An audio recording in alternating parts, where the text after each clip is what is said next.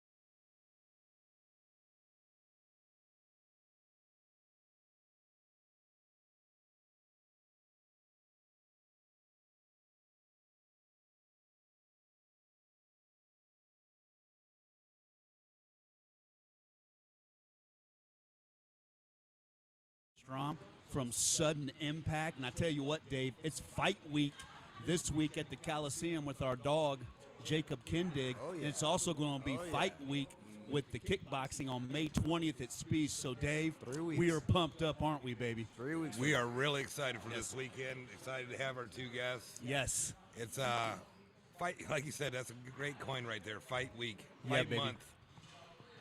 It is fight month. And speaking of fight month, Hernandez. Yes, sir. A name spoken with pride in the 260 when you talk about martial arts. And David, talk to us a little bit. You have such a rich background in the fight game with the martial arts. Now, you like to focus a little bit more on kickboxing.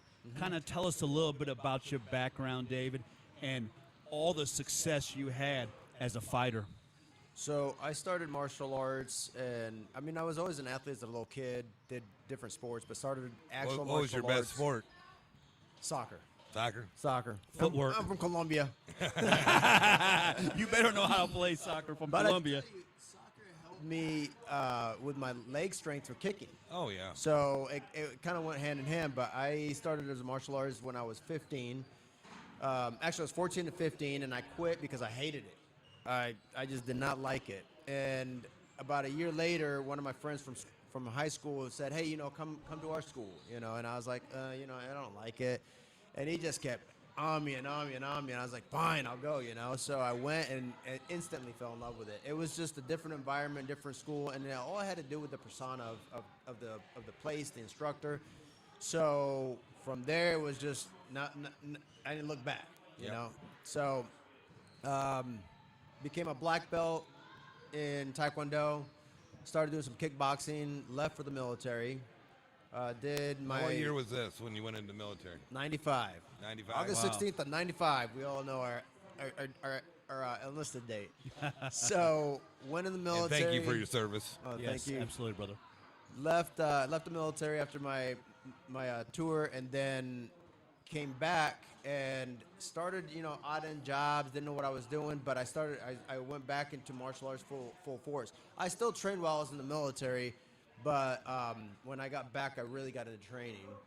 A few years later, became national champion, world champion in martial arts, and I got invited to try out for the national team. Became a second runner-up for the national team, which gave me an opportunity to try out for the Olympics also. Okay. Wow, impressive. So it was a fun run. It was a fun run. But I dropped that dream and pursuit for bigger reasons.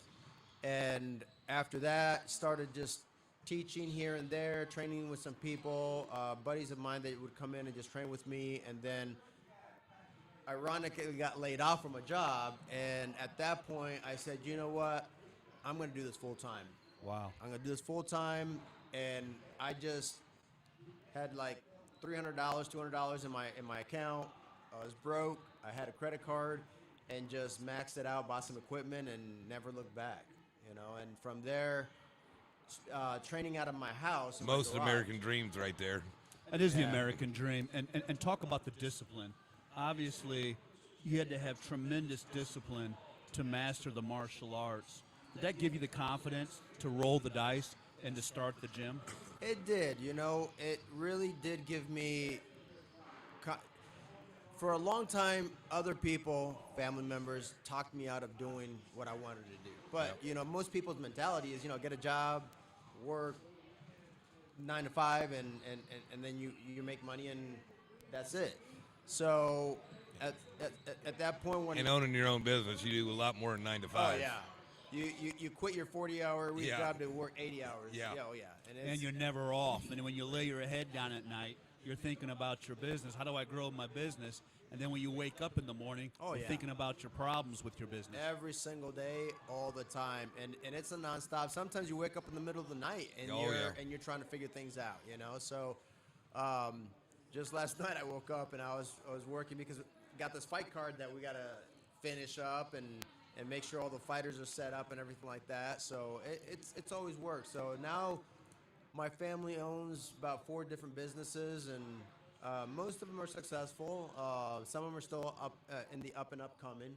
Sure. But my hopes and dreams is that my kids, my 2 sons, will follow suit and hopefully own 10, 20 businesses. There you go. So That is American fantastic. dream. Now, Steven, I'm going to put you on the spot. Yes, sir. Put that leg up so everybody can see it. You're an inspiration. Yeah. Look at that, baby. Look at that sonar. My precious piece of hardware. that allows Talk me- to us about your journey. Oh man. So became ill when I was about 19. Yeah, I'm 38 now. sure. I became ill when I was about 19. I got a staph infection, oddly enough, from a gym. Wow. And The mats. not my gym. no, not at all.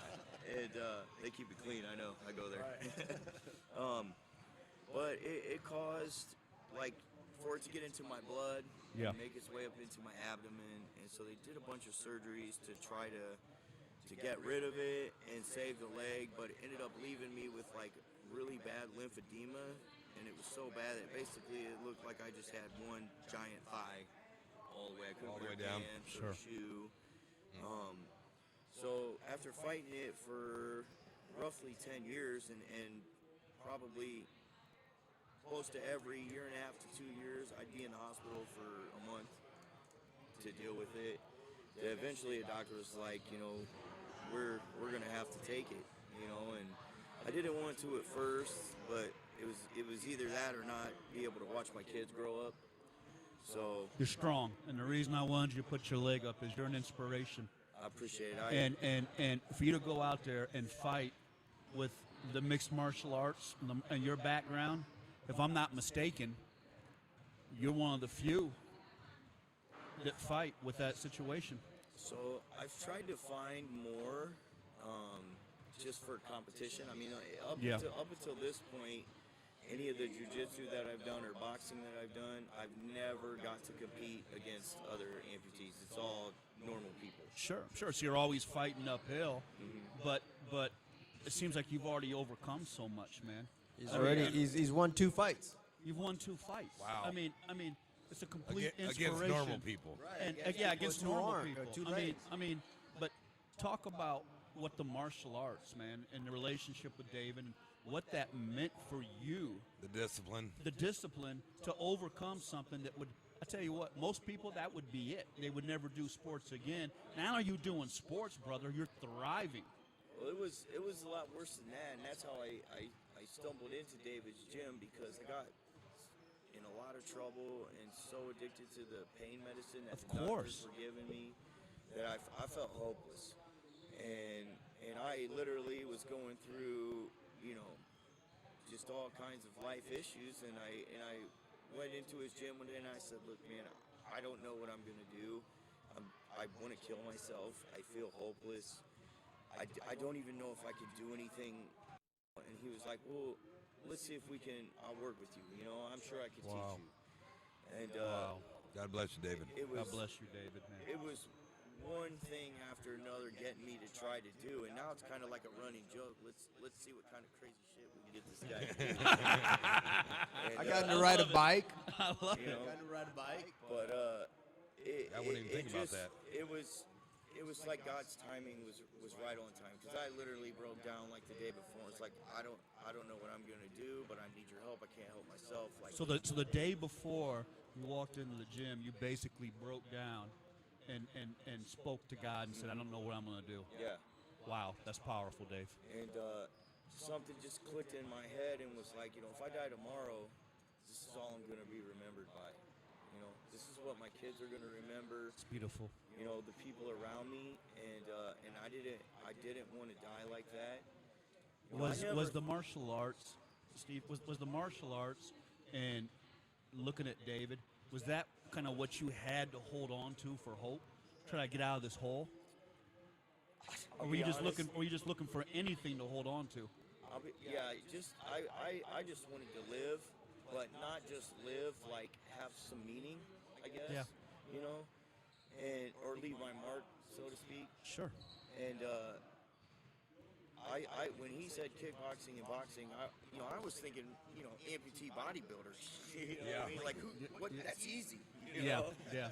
And he was like, we should try to kickbox. You should. And I first I was like, man, you have lost your mind. And but then it turned out like I was somewhat decent at it. And my cousin actually came back from the military and was like, you should try jiu-jitsu. And so I trained at Sudden Impact, and I trained with him out at Get a Grip Jiu-Jitsu. And David and me went to Chicago a few months ago, and as it turns out, I'm pretty good at jiu-jitsu. I got a gold medal. Wow, you got a Really? gold medal. Wow. That is fantastic, he's brother. really You know what, good man? for you, know what, man. man? So, Good for you. And He's you know really what, man? good. It's- And it's he's an frustrated. You see that amputee leg, and you think that, oh, I can beat, like, you can't even pass what's called the guard. Like, you can't. Yeah. He just knows exactly what he's doing with that thing.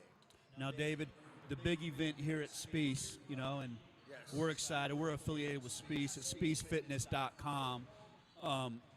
May 20th, man. May 20th. So this will be our 9th kickboxing show, about my, I don't know, 13th, 14th event that I've put on. But this will be kickboxing the Fort 9.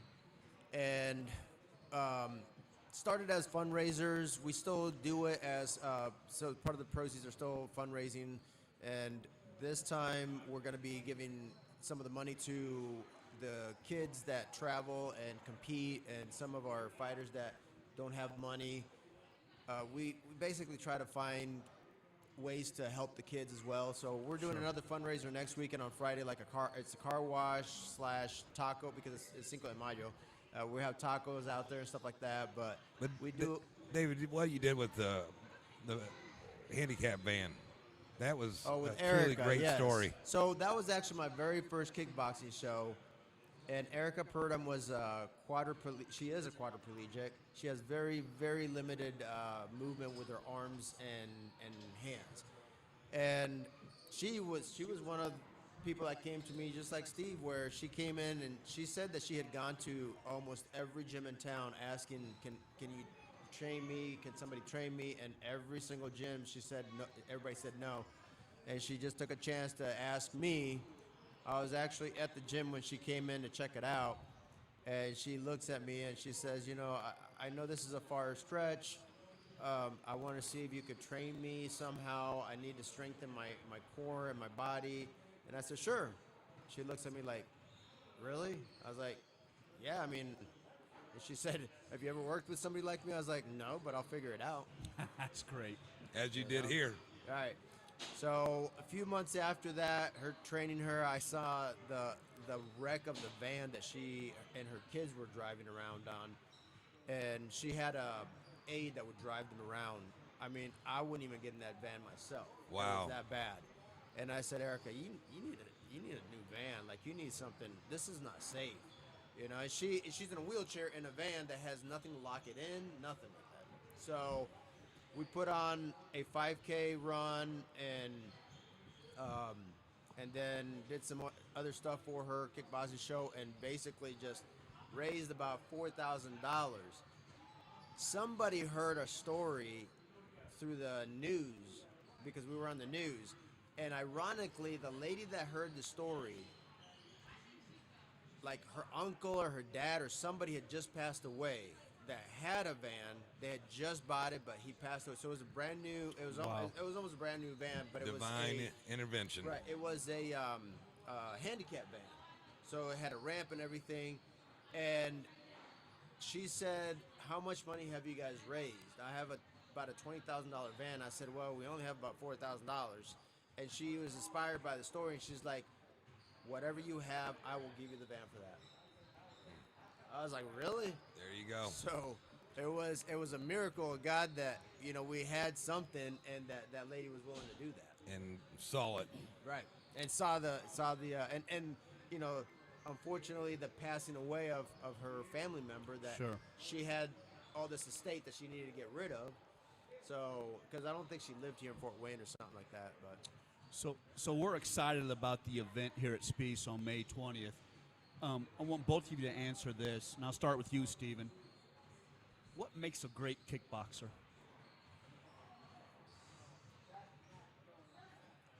Mostly like what you said, discipline. A lot of discipline. But you gotta have heart. Fortitude. You can have as much training and discipline as you want, but if you don't have the heart to do what it takes to win, most Is of the it just time- mental? Is it so much mental to be able to have the toughness to absorb the blows and know that moment that you can strike? When you train and train and train, and like him and I train, and it's a joke because one day he'll have a black eye, the next day I'll have a black eye. One day he'll have busted lip, next day I'll have busted lip, but it's one of those things like you get these little nicks and bruises and stuff like that, but when you're in that ring, your mentality, your fortitude, everything changes. Like, it is so much different. Being out there with the crowd looking at you, you are the highlight. You've got that person in front of you that is there to basically demolish you. Yep. And your thought is either he is going to go or I'm going to go. So he's got to go. So he's got to go. Yep, Yeah. and not in front of my whole family. Right. You know what I mean? Right. They came to watch me win. Right. And is that what's going through your mind when you go to fight? That, So- "No, I'm not going to be embarrassed with my family. You're going to have to go through me." Right. Do you Full have to have disclosure. that Spartan warrior mentality? Full disclosure, I'm terrified almost every time, right? Because it's like, man, I do not want to get knocked out in front of my whole family. But once the first punch is thrown, whether it lands or not, you kind of go into this mode where like, okay, it's real, right? And now it's going to get real. That fight or flight. Yeah. Right. It's like when I fought, and like I said, I've fought in different style of martial arts, all kinds of different. I mean, I've got over 200 some odd fights, and whether it's taekwondo, kickboxing, boxing, I mean, all that stuff that I did. But every single time that I fought, I was nervous. It didn't matter how many times I got in there, I was still nervous. Yeah. But my thing is that as soon as that bell rings, my mentality Now it's a little different, but back then my mentality was I am here to kill.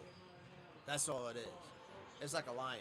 Yep. You've got to think like a lion, and it's like, a lion doesn't back down until it's starting to basically die. Yeah. So, All the success of the martial arts for you guys, do you think you found your purpose? Here you are, so skilled with the martial arts, but yet you're helping people now. Do you think you found your purpose, David? I think my purpose was to help people and bring community together. Like, martial arts was a vehicle to get there, and now I'm using that vehicle to get to that destination to bring the community together. I put on the Fort Wayne Fitness Expo, and it's ironic that my second year having the Fort Wayne Fitness Expo, which is a bunch of different competitions I put together and one event. Somebody, I was putting it together, and I'm inviting all these gyms, and somebody said, well, why would you invite other gyms to your expo? You own a gym. I said, it's not about my gym. It's about getting people active, exposed to fitness and different avenues of how to work out, because there's not just one way to do it. Not everybody's going to want to get punched in the face. Not everybody's going to want to lift a weight. Right. Not everybody's going to want to throw a basketball. So there's so many different ways, and if I can find somebody that will never come to my gym because that's not their forte, but I can find them something else. That's all that matters. Yeah. To me, if I can do that, there's enough fish in the sea for all of us to flourish, to have enough. So that's Joey truly sounds like an ambassador of the fort. He is an ambassador of the fort. You and really do. He's an ambassador of the martial arts, and he took all of his success and has lifted people up with it. Yes. And that's what's beautiful about this interview. Now, guys, we have a rapid fire session we have a little fun with, so we got some questions for you. Again, shouts out to Crystal, Sonar's wife, on this. Steven, when you're not training, what are you watching on Netflix? I don't watch Netflix, but HBO Max, Yeah, what are you watching on that then? Gotham. Gotham? Interesting. How about you, David? right now I'm watching Beef. Beef? Oh, that is funny. I did watch a little bit of that. Can I use your bathroom? Guys, what is your favorite restaurant in town? Ooh, I'll have to say Biaggi's, only because my 9-year-old loves that place. Honestly, I like Bootleggers because of their wings. And Bootleggers because of the wings. Bootleggers because they Bootlegger. got really good wings and a Philly cheesesteak. What is your favorite Mexican in town? That would be Laredo's. Well, I say Laredo's, but my wife always says, that's not how you say it, it's Laredo's. David Hernandez. Oh wait, you're Colombian. What's yours? What's that place that we went to on Jefferson? We went for your birthday. Across the Cebollas? street from the gym? Yeah. That's Mi Pueblo. Mi Pueblo. I like Mi Pueblo. Yeah, they're good. They're good. Okay, what are you guys listening to right now? David? I usually listen. I'm a runner and triathlete also. I love long distance, and I usually just listen to like electronic music, Interesting. techno. Yeah, that's interesting, man. With the beat. I just you're have to get moving. that zone. Gotta get that you zone. know? It How about just- you, Steven? What you listening to? So my fight song is Wild Boy by MGK, which is my fight name too. So I Yeah. listen to that when I'm trying to get hype first because it's what I walk out to. But some old Tupac and stuff like that. I like good. the old school stuff.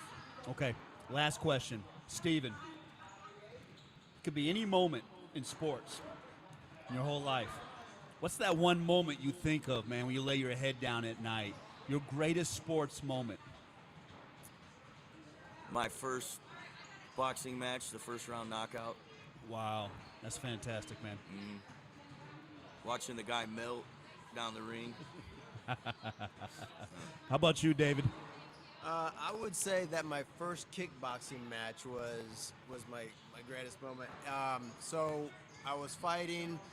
The guy hit me just straight right in the ear, busted my eardrum. Woo! Freaked me out. I didn't know an eardrum could just repair itself at that point, but freaked me out, and I just, within 20 seconds, I killed the guy. You know, and Wow. I knocked him out, knocked him down twice. So I knocked him down. He got back up, and then knocked him out, and it was done over with. So that was a fun one. Well, David's got to get going, so Impressive, you guys. Thanks for making the time. Yeah, We're thanks proud for of you. having us. May 20th. Thank you, sir. May Very nice. 20th Yeah. at Spiece. Again, you can check us out at SpieceFitness.com. May 20th, the kickboxing's on, baby, isn't it? Yes, sir. Absolutely, guys. Well, thank now you. David's got to go be Right Mr. here at Pete. Now David's got to go be Mr. Dad right now. Yep. Absolutely. Go be Mr. Dad. And I tell you what, coming up next, we're going to go into the jungle. Playoff hockey, Dave. Mr. Anthony Petrozelli. Anthony Comet. Petrozelli, the Comets captain, is coming up next on the 260.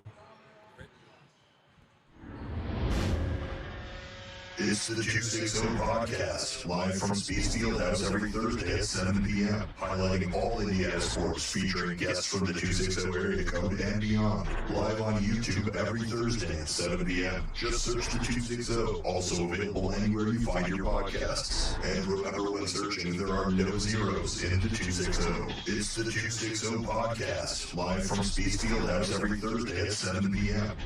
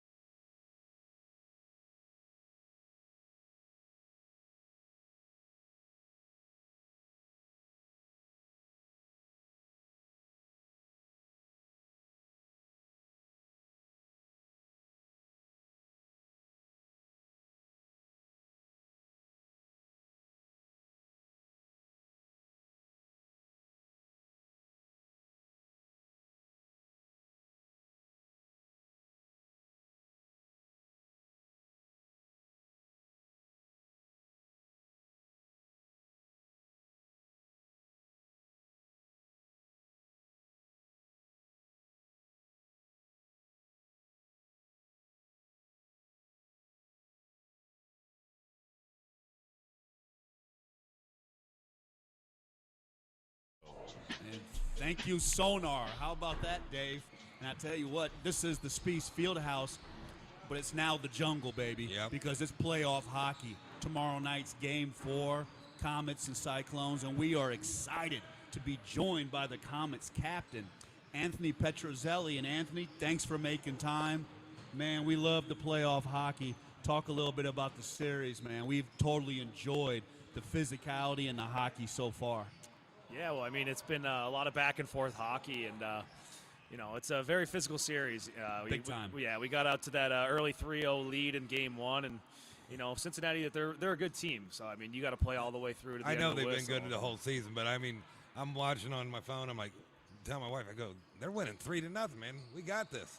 And Yeah, all of a sudden, I'm like, oh shit. yeah, no, and I mean, they're a team that's going to battle through to the Yeah. end, and unfortunately, you know, we came up on the wrong side of it, and you know, Are they a more mature team? yeah, they got a fairly older team. That's so, what I thought. Yeah.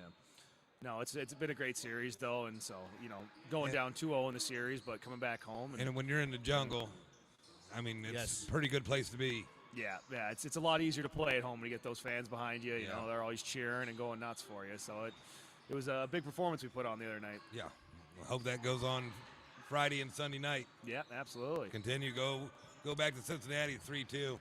That'd be huge, man. It's just so exciting to watch the playoff hockey. And I'll tell you what, Anthony, you grew up in Washington. Reading your bio, I was impressed. At 16, you left home to go play junior hockey. Talk about how hard that was and that experience. Well, yeah, it teaches you to grow up a little bit, and just playing hockey in Washington State growing up, hockey was never really a big sport. So if you wanted to grow your game and really, expand, it's not a big sport there. No, we actually just got the Seattle Kraken 2 years ago, so it really took off then, and now kids, they have the opportunity to stay around and play that junior hockey. But for me, I had to travel to Helena, Montana, and got to go live with a host family there, and pretty much, learn to be a big boy right away at 16. And you'd have to cook a few of your own meals and learn to fend for yourself a bit. Now talk about the host family. I mean, we have a kid here from Leo High School, Matt Miller. We talked to earlier. You said you skated with him a few. Followed the same suit as you. Graduated early from Leo. Then he heads out to Nebraska. What's that like, taking on a family? I mean, it's kind of weird because obviously you're going into a new household. It's different rules and they have different expectations of you. And I mean, for me personally, and their rules are final, right? Yeah, for me, it's always like my parents. They taught me like, hey, whatever they say, it goes. Like you may not like it, but tough shit. You're in their house, you're going to deal with it. So again, that's one of those things that just teaches you to grow up and just accept things and learn how to deal with them. Now, does the host family, do they do that year after year continually and have kids come in? Is that something that's ongoing with the host family? Yeah. There is a few that will, obviously circumstances change, and they'll have kids that are getting a little older, so they won't have the time or the space. But yeah, no, year after year, generally it is the same families hosting kids. So like when I was in Alberta, I mean, my billet family I had then, they're still hosting kids. Wow, that's interesting. And by the way, we have that here with the Tin Caps also. Sure. I mean, there's a lot of host families that help these kids out.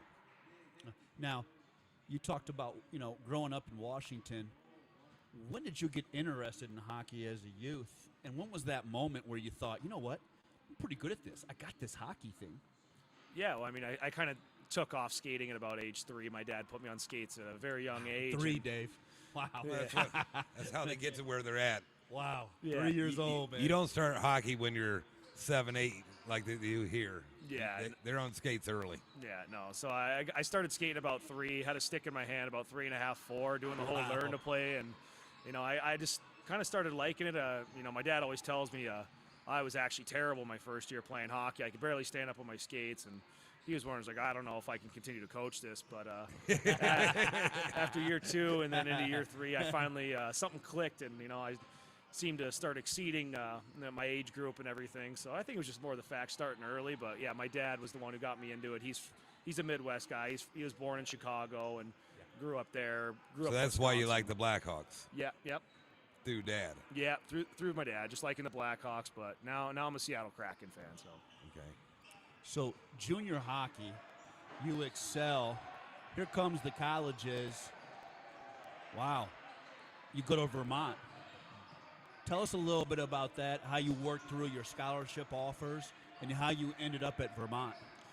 Yeah, well, I mean, obviously, for me, I was lucky enough to have a good junior career, and the offers came kind of coming in all at once. And wow, there was about a 2-week period where you're just, getting all these messages and phone calls and trying to sort through it. You have anything, whether it's a full ride to a certain school or a little bit less money to go here, and different offers and stipulations. But at the end of the day, for me, I was worried about growing my own game and playing in a competitive environment. So for me to choose the University of Vermont, it was based upon the fact that playing in Hockey East, you get to play against Boston College, Boston University. Yeah, I mean, yeah, the cream of the crop. It's like Minnesota, sure, Notre Dame, what is it, North Dakota? Yeah. I mean, it's a top school to go to play hockey. Yeah. Now, when you made that choice, Anthony, Did you have a youth coach or a mentor who kind of helped you navigate that choice, or that was something that you really felt strongly about yourself?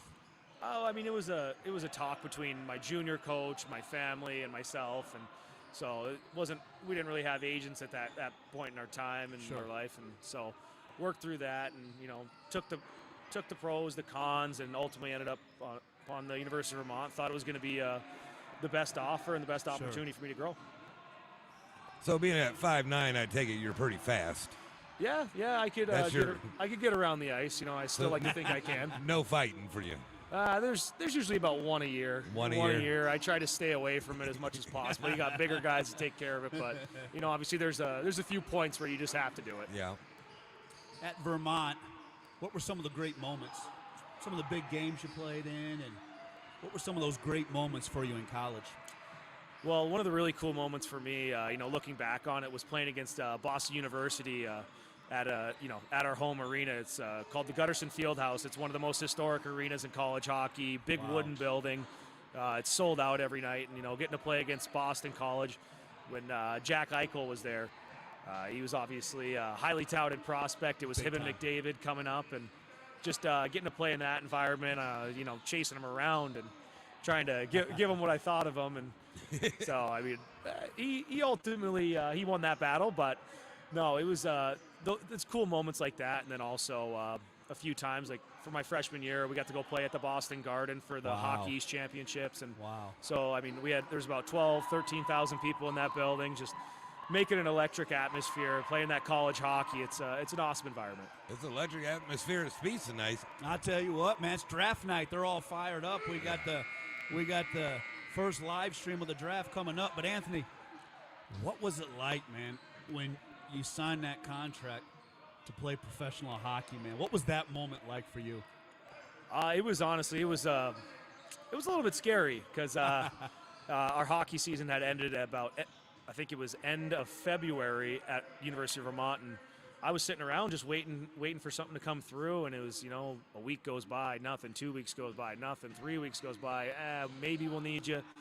4 weeks goes by, and they're finally like, I don't know that we're gonna hold off. And finally, Fort Wayne, Gary Graham at the time called me at about 11 o'clock at night and said, "Hey, if you can get to Indianapolis tomorrow by 7 o'clock, I'll let you play." So I mean, I went into oh my gosh, yeah, I went into a full panic because I thought there was nothing going on there. Like me and my now wife, but girlfriend at the time, we were sitting down on the couch. Like I was like, I got nothing going on. We'll get a couple beers. I'll have I'll have a cheeseburger, and so I got a little nervous when it's 11 o'clock and I find out my flight's at 6 a.m. to fly into Indianapolis. So. Wow, what a story, Dave. Yeah, so it was it was an awesome experience. So, incredible. Obviously you say, screw Out of the it. blue, Gary Graham calls, "Hey, I need you in Indianapolis." Yeah. And you're going to start. Yeah. Unbelievable. So you get there and you start the first game? Yeah, get to Indianapolis, and we from what I remember, actually, I think we lost 5-1. It was not a great game overall, but sure. No, it was a cool experience. So I mean, So take us back, man. You get there, you put the pads on. Professional did hockey. you know anybody on the team? I mean, professional hockey, brother. Here you are, man. Yeah. I mean, think about that moment. Yeah, no, I mean, like I did not know a single person in the room. And, Wow. I mean, That's you just incredible. I showed up at the hotel about 3 o'clock, and the bus was at 4:30. I'm getting on the bus with I'm holding my hockey bag, my suitcase, and introducing myself to 20 guys all at once and rolling in that arena. I didn't know what to expect, and you get in there, you see that jersey with your name on it, just everything just kind of everything takes care of itself from there on out, and you put the pads on and you get out there and you do your thing. That is a crazy story. It's an awesome story. We had your coach Ben Boudreau on, who just shared awesome stories. We're going to put that Ben Boudreau interview back out, Sonar, because those stories were fantastic. But that's another fantastic. What's it like playing for him? Yeah, he's awesome. He was the assistant coach when I first got here, so to kind of see how we've both grown and developed over the years, it's been kind of a fun ride. You guys have the same game, don't you? What's that? Don't you and Ben have the same game? Smaller guy, speed.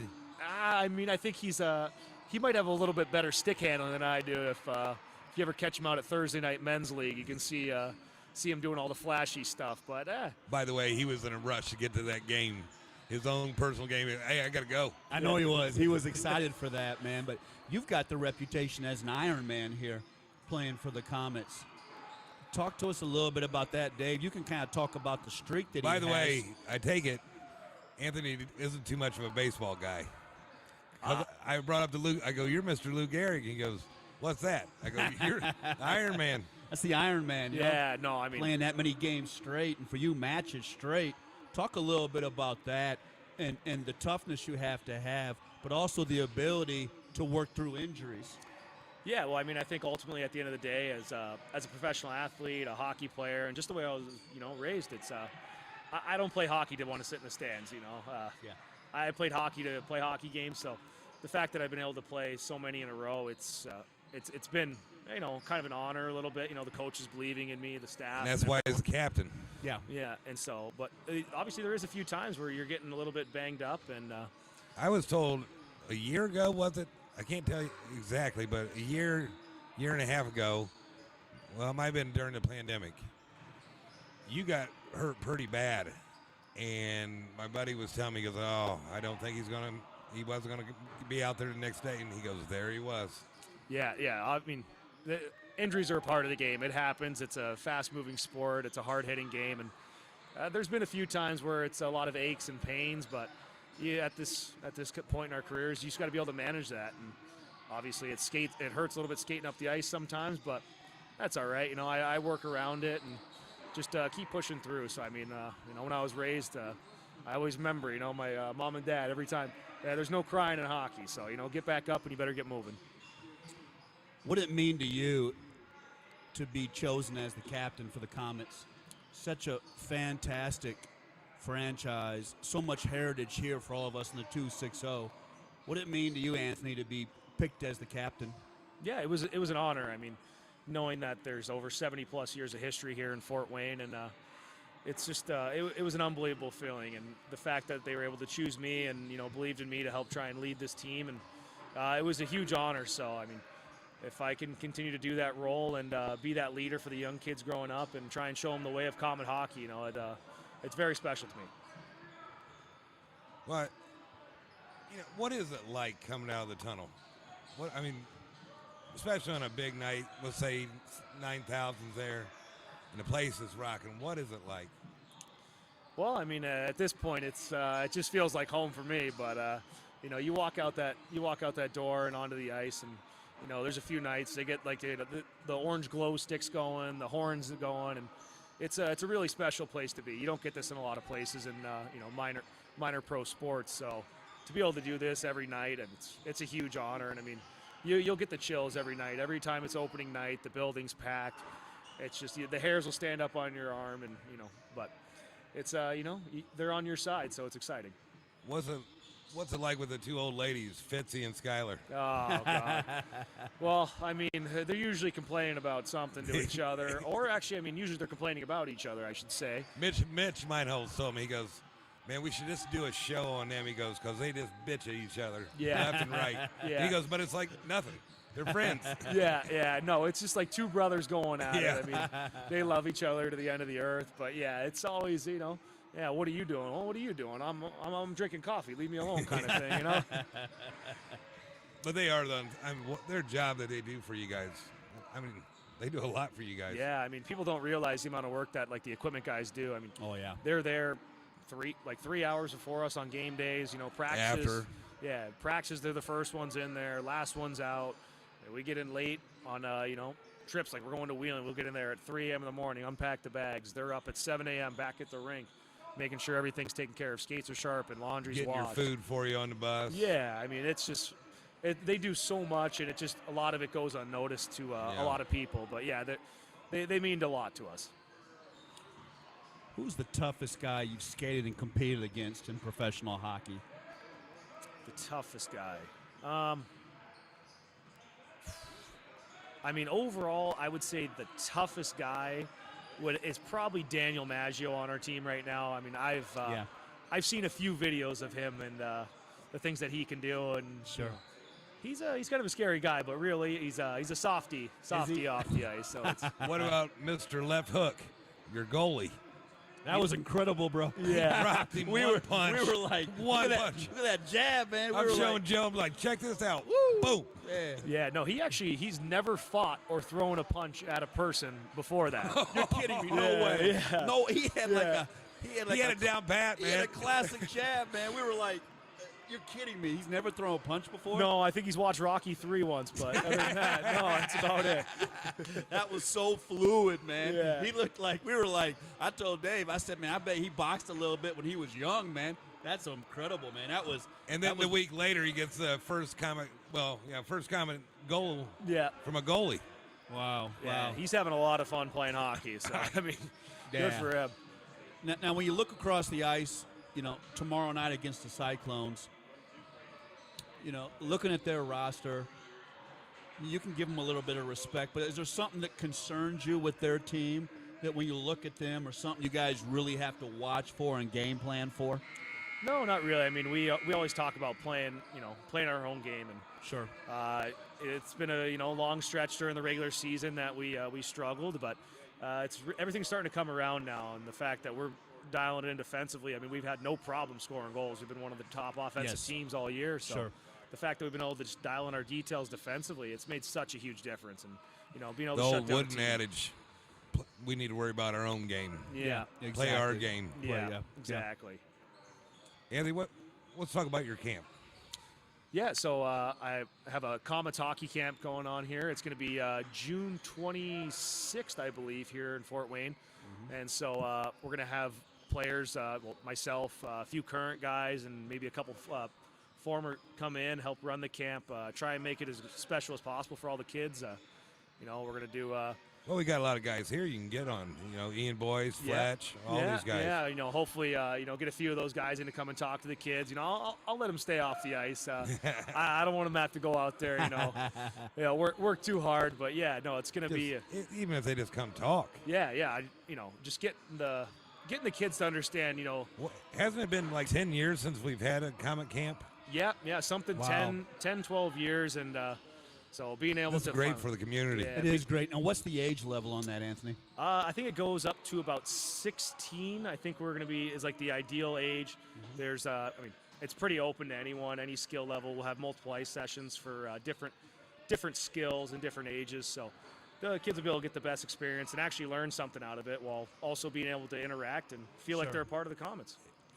I forget. Is it a one-day camp or is it a week camp? No, it's a full week. June Full- 26th through the 30th. Okay.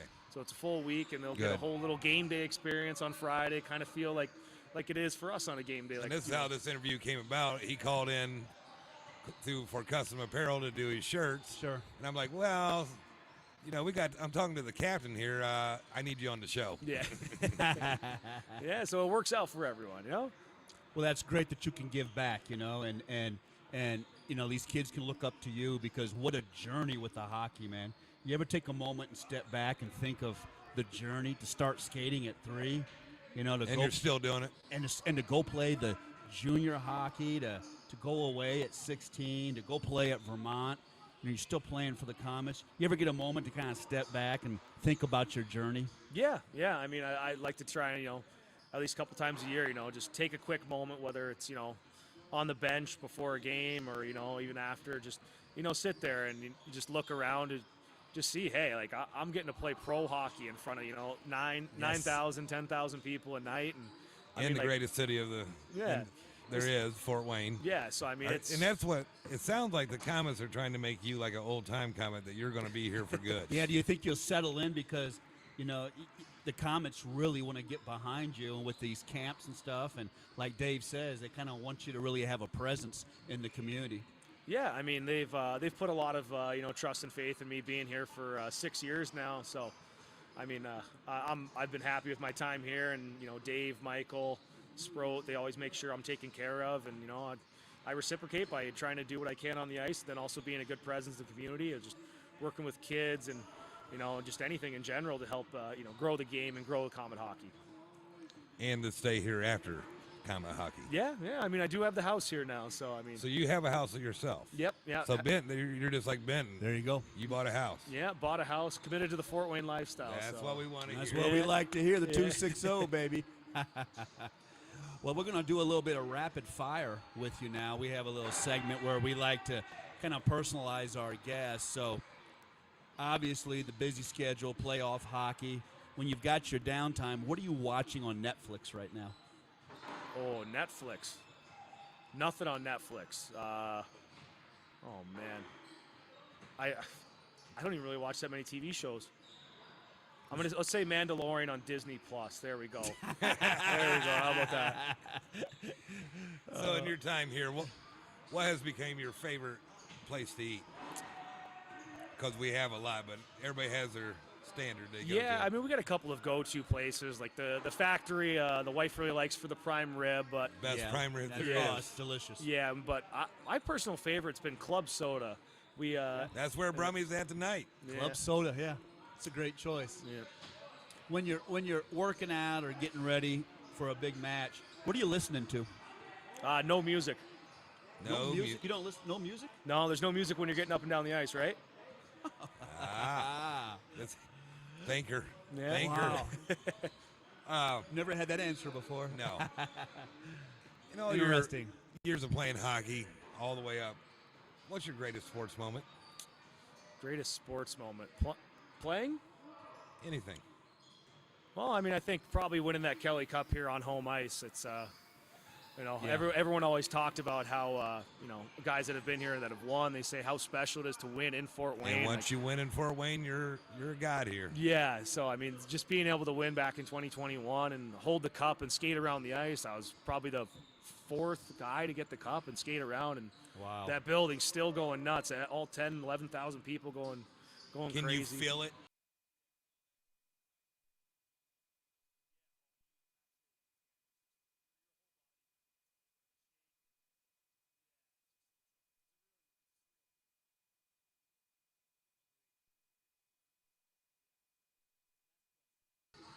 Look in the camera. To everybody out there watching, to the young kids out there watching that want to play professional hockey. You've made it. You've done it. What did it take for you to get here, Anthony? Give them some advice. Well, I mean, all it is just perseverance. Sometimes people will say you're too small, you're too slow, but you know what? If they think you're too slow, get a little bit faster. If they think you're too small, hit the guy that's bigger than you a little harder. So, I mean, all it's going to take is work. I mean, nothing's ever easy. You're going to get kicked a few times, but all that matters is how you bounce back. It's fantastic, Great Dave. answer. Great answer. The captain. Really appreciate it, Anthony. Yeah, thank you, guys. I really do. Thank you, Anthony, the captain, Dave. And they're going to be back in the jungle tomorrow night. Game 4. A huge game tomorrow night for the Comets. So let's hope they get done. Are we sold out? Do you know? I've heard about 9,000 are out right now. Okay, Let's good. go. Let's go. That's going to be rocking then. Yeah, well, congratulations on making it all the success with the Comets, Anthony. We're looking forward to Game 4 tomorrow night. And, Dave, we're looking forward to the first annual draft live stream in the 260. Coming up next, we're going to take a couple minutes for a break, and then we're going to start it up, Sonar. The first annual 260 NFL draft live stream coming up next on the 260.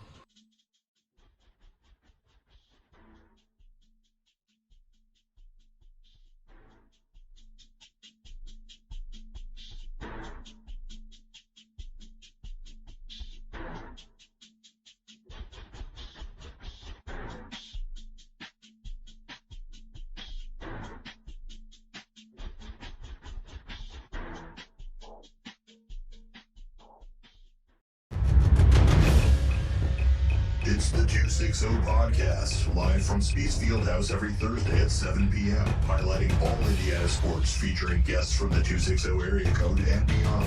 Live on YouTube every Thursday at 7 p.m. Just search the 260, also available anywhere you find your podcasts. And remember, when searching, there are no zeros in the 260.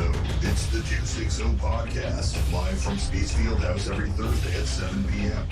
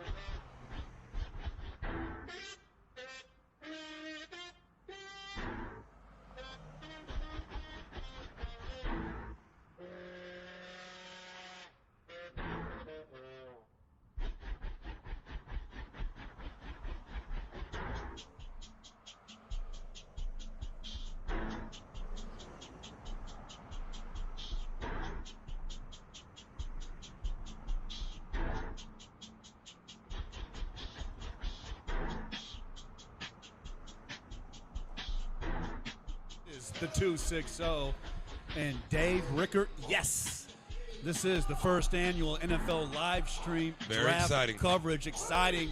Woo, let's go, Sonar. Yeah, we're going to do it. We're going to have a lot of different guests, a lot of great high school players, great high school coaches, hoping to have some NFL guys calling on the Zoom line. A lot of good stuff, Parents. Dave. And I tell you what, parents, everybody, we got the picks. We're just keeping an eye on the picks. Carolina's up on the clock right now. We think it'll probably be Bryce Young. We'll see. But right now, though, we've got the head football coach of Leo, Jason Dorfler. Jason, great to see you.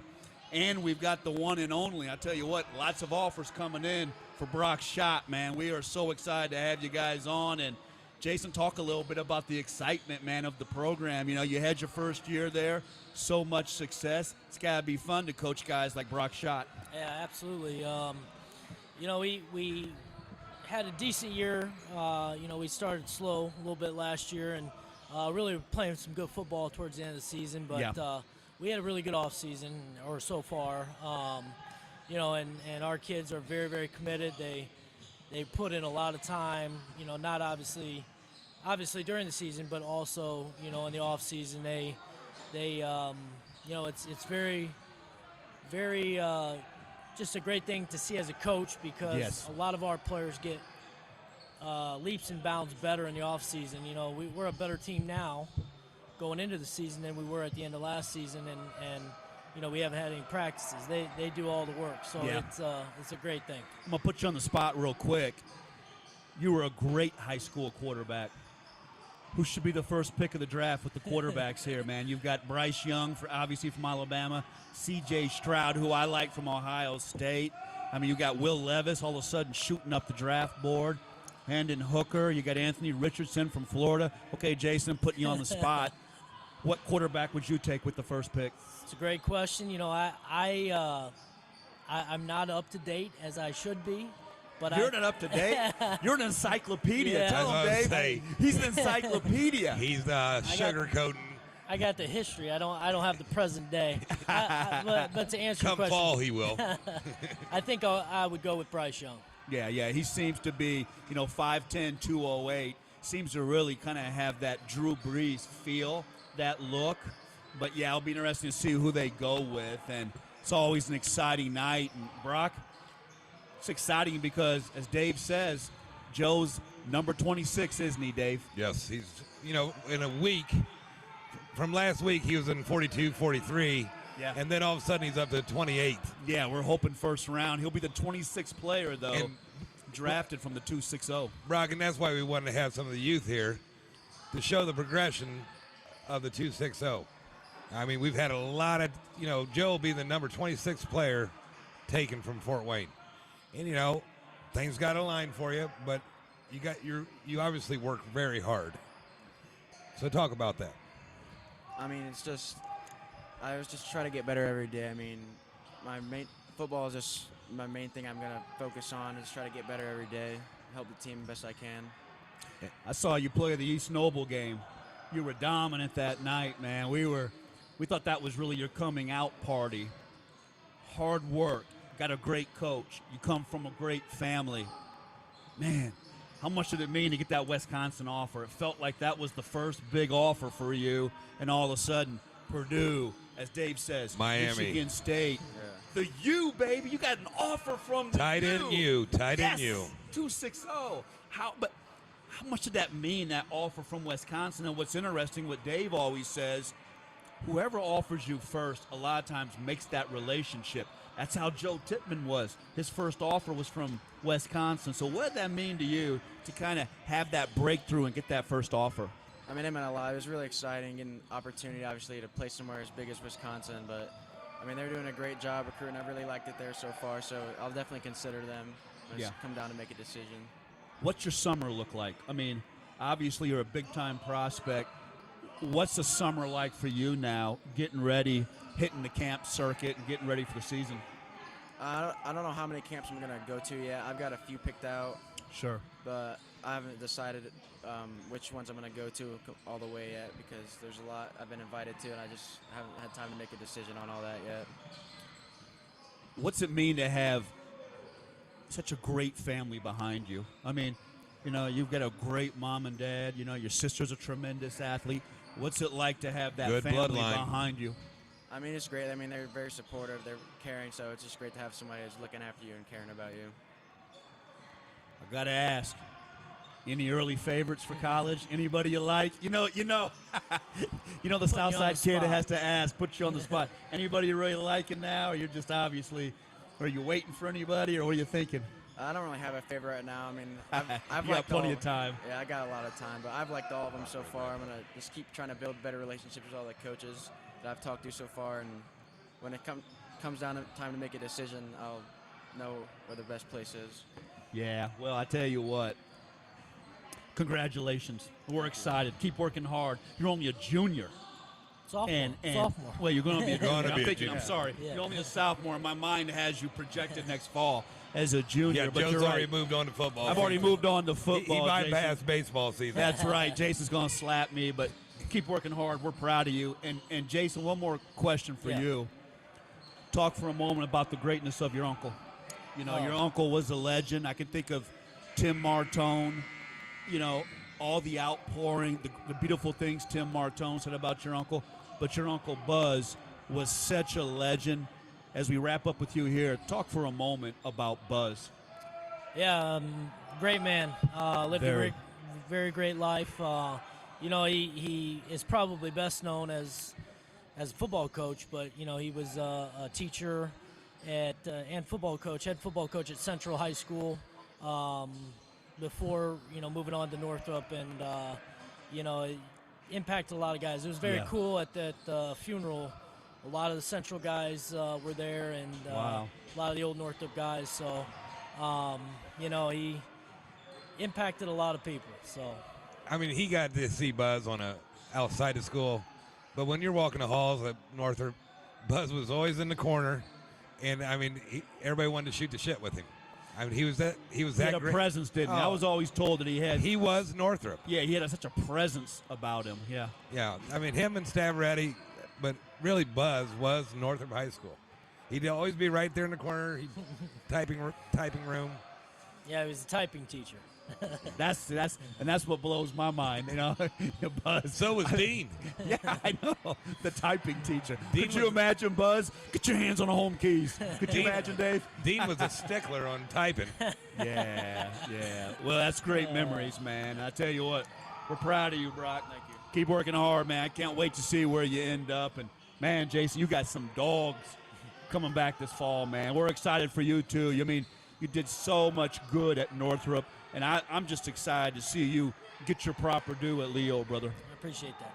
Yeah, absolutely, man. Well due. Well, thanks for joining us, man. Thanks for having us. Yeah, Appreciate it. absolutely. Appreciate you guys. And Sonar, get on back here, man. Carolina's on the clock. We're going to see if Jason Dorfler's right. He said it's going to be the quarterback from Alabama. We'll see. Sounds like we got Greg Eifert on the line. Yeah, come on back, Sonar, and we got Greg Eifert in the line, and I think we're going to get a little bit of Appreciate your time, Brock. proud of you, Brock, man. Keep working hard, man. Proud of you, man. Sky's the limit, man. A lot more coming for you. Antoine's on his way too. Awesome. We got some guys coming, and Hey guys, get some pizza. There it is. Hey, how are you today, Greg? Thanks for joining us. Doing good. How you guys Hey doing? Greg, Dave Rigger here. We've talked on the phone. I'm very appreciative of your idea to get the parent perspective of the NFL draft. I tried to get Tyler, but he's got a 2-year-old and a 6-month-old, so it's kind of a hectic time of the night. Was already a busy man then, it seems. Yeah. Plus, he was tired from golfing. Let's just put it out there. No, it's great. So, yeah, to take it from the parents' perspective, is it a nail biter this evening as well? I mean, it's unbelievable. I mean, the whole day was just a freaking nightmare. I mean, we ended up. He did not want to go to New York. He wanted to have just family and friends around, and so we had it at the house. And we must have had close to 100 people between Julie and my families, and then he brought a bunch of his teammates from Notre Dame that he lived with and stuff, like Zach Martin and Chris Watt, and Tommy Reese, and Dan Fox, and a couple other guys that played with them. And they all came, and we had a house full. All of our friends were there. We probably had over 100 to 125 people at the house. And we had TVs going down the basement. We had a big screen outside, one of those big blow-up screens that you can get. We had one of those going. I remember seeing pictures of all this on Twitter. Yeah. So, but during the day, I mean, my wife, Julie, and I were getting the house ready, getting the food ready. Everybody chipped in and pitched in, and I mean, it was just a crazy day. And in fact, I was so nervous, I never ate the entire day. Even did you drink when they got the food out? I mean, I just couldn't eat. It's amazing how the adrenaline just takes over, and you just you just can't wait to figure out where he's going to go. What's going to happen. And hey, Greg, I asked, did you do a lot of drinking? Am I allowed to answer that? Yes, you are. Yeah, you too, baby. So how was it started early afternoon slowly, but then it picked up. I didn't want to overindulge before the actual draft happened, so I kind of maintained myself. But I will have to say that after he got drafted, I totally I don't remember the rest of the night. Hey, Greg, it's Joe Walburn. Thanks for making time for us, man. What was that process like for your boy Tyler, going through all I mean, there's so much put into the NFL draft with these prospects. I mean, you talk about all the background work they do, all the interviews. Yeah. What was that process like for Tyler? Did he have any enjoyment in it? Was it more like a job, Greg, or what was that like? No, he enjoyed it. I mean, obviously the combine is the toughest grind because they get them up early. They start interviewing them, and they go from room to room, interviewing over and over and over. A lot of times the same questions come up. And then, when you're mentally drained, then you're asked to go out there and perform, run the 40, run the shuttle, run routes, and do all that stuff. So it's a grueling day for them when they do the combine. And then once that's over, I mean, they're looking forward to this day, to tonight. And they really, honestly, they have no idea where they're going. I mean, no. His agent was with us, and we kept asking him, where do you think he's going? He goes, well, he kind of knew like where he was going to go in the draft. Like in the mid-20s is what he would go. And so, you're sitting there going, okay, who's drafting in that time period? Who's going to be in that 20 to 30 range? And so you're constantly watching that, and then you're watching teams move around, and we had so many people, but yet we're trying to focus on the TV. And finally, I mean, and I think what I was going to tell you is I think that day Ty even went out. It was a beautiful day. He even went out and played golf earlier that day. Like nothing seemed to ever faze Tyler. I mean, it was, and I think that's kind of what made him the player that he was that, he could be on the field playing his, hardest, and then 2 hours later go play golf or something, do something totally different, and totally compartmentalize. That was that. This is this.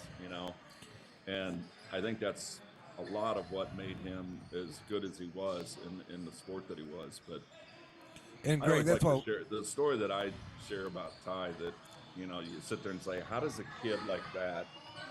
Because I got to tell you, growing up, did I think he was going to be an NFL draft pick? No.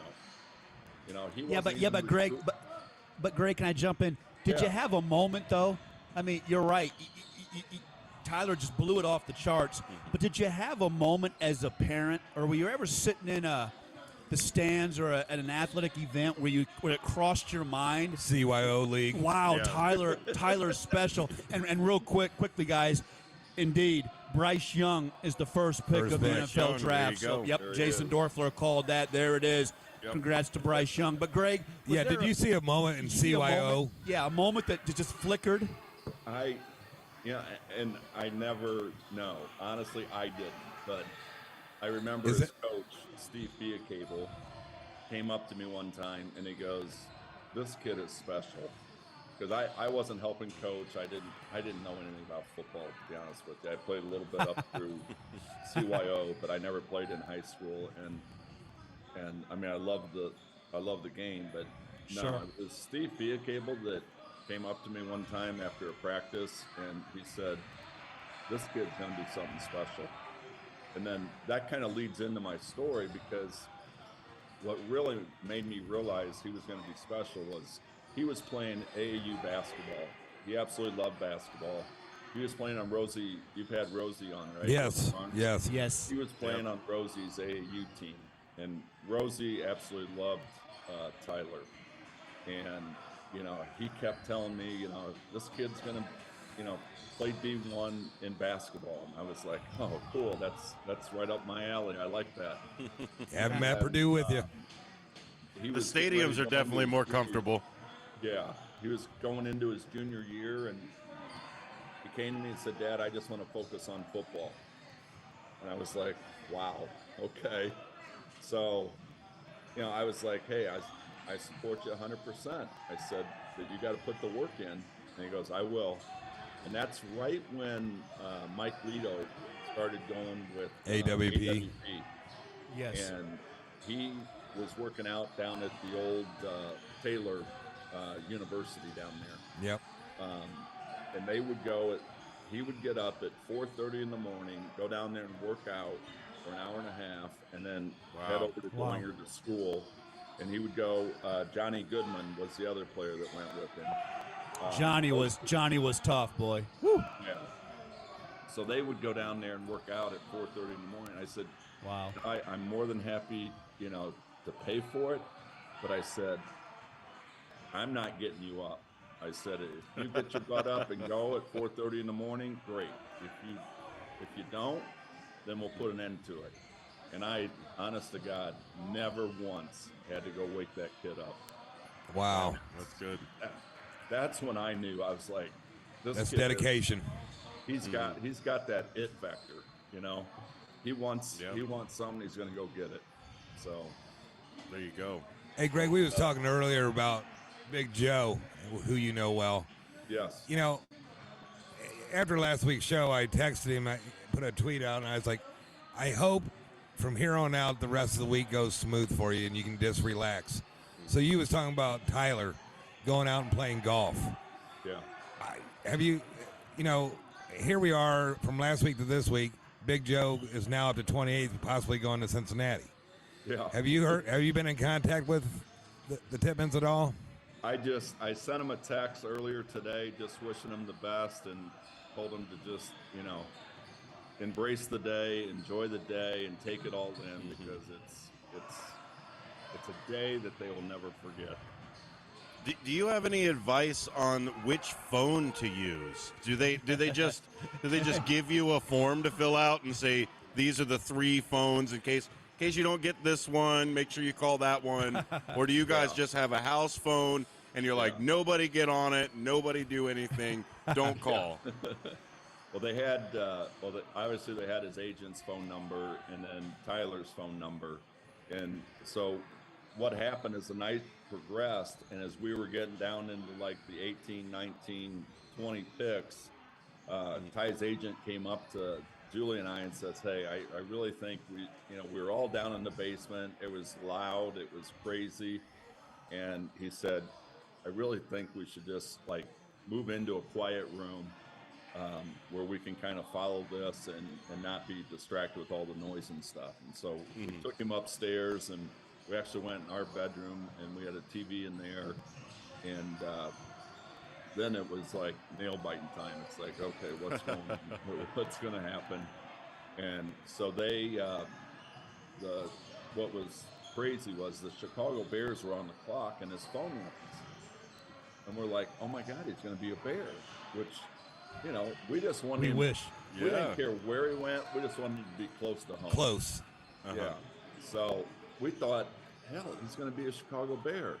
Yeah. And Ty starts giving us one of these, like, no, it's not the Bears, not the Bears. So then we're looking and we're like, who's up next? Who's next? Yeah. Who's next? Yeah.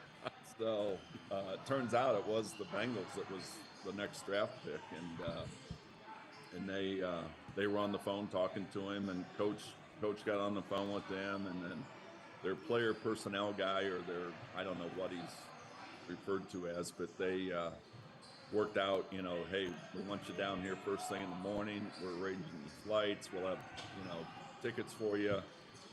And we want you to fly down here first thing in the morning. And so basically then he got off the phone, and we watched it there in the room, that they picked Tyler. And then we could hear everybody yelling. And so... And then that's when they all went around the house looking for you, right? Yeah. That's it. They're like, where did they run off to? Did they go outside? They're already on the way to Cincinnati. So, but yeah, it's an experience that as parents, you'll never forget it. I mean, it really is. And, there's that moment, and, for the Tippmans, it won't be Joe catching a touchdown pass, but that first touchdown pass that he caught, that's a moment that I'll never forget. But it was just this day, every year this day, the emotions and the feelings come back of what we went through and what we experienced. That's for sure. I got a question, and try to answer it as best you can. You was a great athlete yourself. Did you ever measure Tyler to you when he was coming up? Is that how you was? Did you ever gauge him off of yourself? Oh, you mean what year did you start? Yeah. Did he start beating you at basketball? Is that what you're asking? Well, yes, that. But I mean, skill-wise, athleticism. Did you ever gauge him at all off of you? I didn't really gauge him basketball-wise. He never even came close to what I was. Obviously. I'm kidding. I'm not. By the way, Sonar, we will be having Greg on by himself to talk about his that'll be fun. Bishop Dwenger days and his Purdue days. That'll be great. So that'll be like mid-May. We'll have him on. No, absolutely. Yeah. Also, for everybody who's watching, just a quick update. We do have a pick already in for the second pick. We have C.J. Stroud. They've got another QB out there. How about that, Ben Johnson? Ben Johnson, the head coach of Northside, just joined us. Hey, I think C.J., Coach Johnson, you tell me if I'm wrong, C.J. would have been my number one pick. I love Bryce Young, but I think C.J. is the real deal. I agree. Joe, I was telling I would have went with CJ number one. Sonar that we will be having Greg on third week of May, hopefully. I hope so, Greg. I tell you what, Greg, I've got a big Notre Dame fan here with Coach Johnson. What was Tyler's favorite moment at Notre Dame, Greg? That's such a special place to play. I think probably one of the most memorable, and he's got pictures of it, was beating Stanford. And the touchdown pass that he caught going up in between two defenders. Yeah, that was awesome. Probably one of his greatest memories as far as a catch there at Notre Dame, and scored the touchdown. But it's so crazy. Just I'm sure you want to keep moving here, but now in my family, I'm the only male that has not gone to Notre Dame in some capacity. You did a good job, Dad. You know that? Yeah, we got Brady's there as an assistant coach. Wow. I was so glad to hear he was Griffin, our following. youngest son, is there as a walk-on, and so I'm the only one, and I'm the one that wanted to go to Notre Dame more than any of them. You wanted to play for Digger? Oh yeah, that was back in the Kelly Tripucka era. Yeah. Oh, yeah. I was a diehard Notre Dame fan. I wanted to go there so bad, but he didn't recruit Indiana kids. He was recruiting East Coast, East Coast. West Coast. One of my favorites, David Rivers, Mr. New Jersey. Yeah, Digger loved the East Coast. yeah, sure did. So. Well, I really Anyways, appreciate you coming on, Greg, Thanks and for giving having us me. your insight, too. Thanks for sharing, man. You know what? Yeah. Tyler brought so much joy and so much pride to the 260, and the Eifert name is spoken with such pride. And look forward to you about the third week of May, it looks like, Greg. Yes. Thank we'll you. talk about all your Purdue greats. Keep an eye on Griffin's roommate tonight, Michael Mayer. Oh, yeah. We Mayer. like, hey, talk about Okay. that, Ben. How about Michael Big-time Mayer? tight end. Can block. The next Gronk. Next Gronk. There you go. Think Well- he's the next Gronk. We just had Brock Schott on, Greg, Yeah, and he got Miami. That's also tight end you, but Notre Dame's tight end you also. yeah, definitely. So I is. expect them to be calling him pretty soon. Yeah, should be good. I appreciate your time, Guys, I Greg. appreciate you letting me fill in for Tyler. I like the parent perspective. Thank you. All righty. We'll Thank see you. Bye-bye. Thank you. Yep. Nice to meet you, too. Ben says we got a couple more guests lined up as well. Thank you very much, Coach, for being here with us here thank on the you. Thank you for having 260. me. Yeah, he's the offensive guru in this area for high school Okay. football. I'm going to brag about you a little bit. Now, quickly, before we get to the guests, who you like next, Ben? We've seen Bryce Young, C.J. Stroud come off the draft board. Is Arizona go with Will Anderson? They have to go Will Anderson. I agree. I Okay. agree. Gotta Just go. a Versatile. dominant pass Go rusher outside from Alabama. linebacker, Yeah. DN. You got to go. Especially That's- losing. That's a lot. I agree. I agree with that. Well, are you adding that into the defense there? Is that what's happening? Is your, Well, they. What was the, I'm sorry, what is what's the he- main guy that just retired?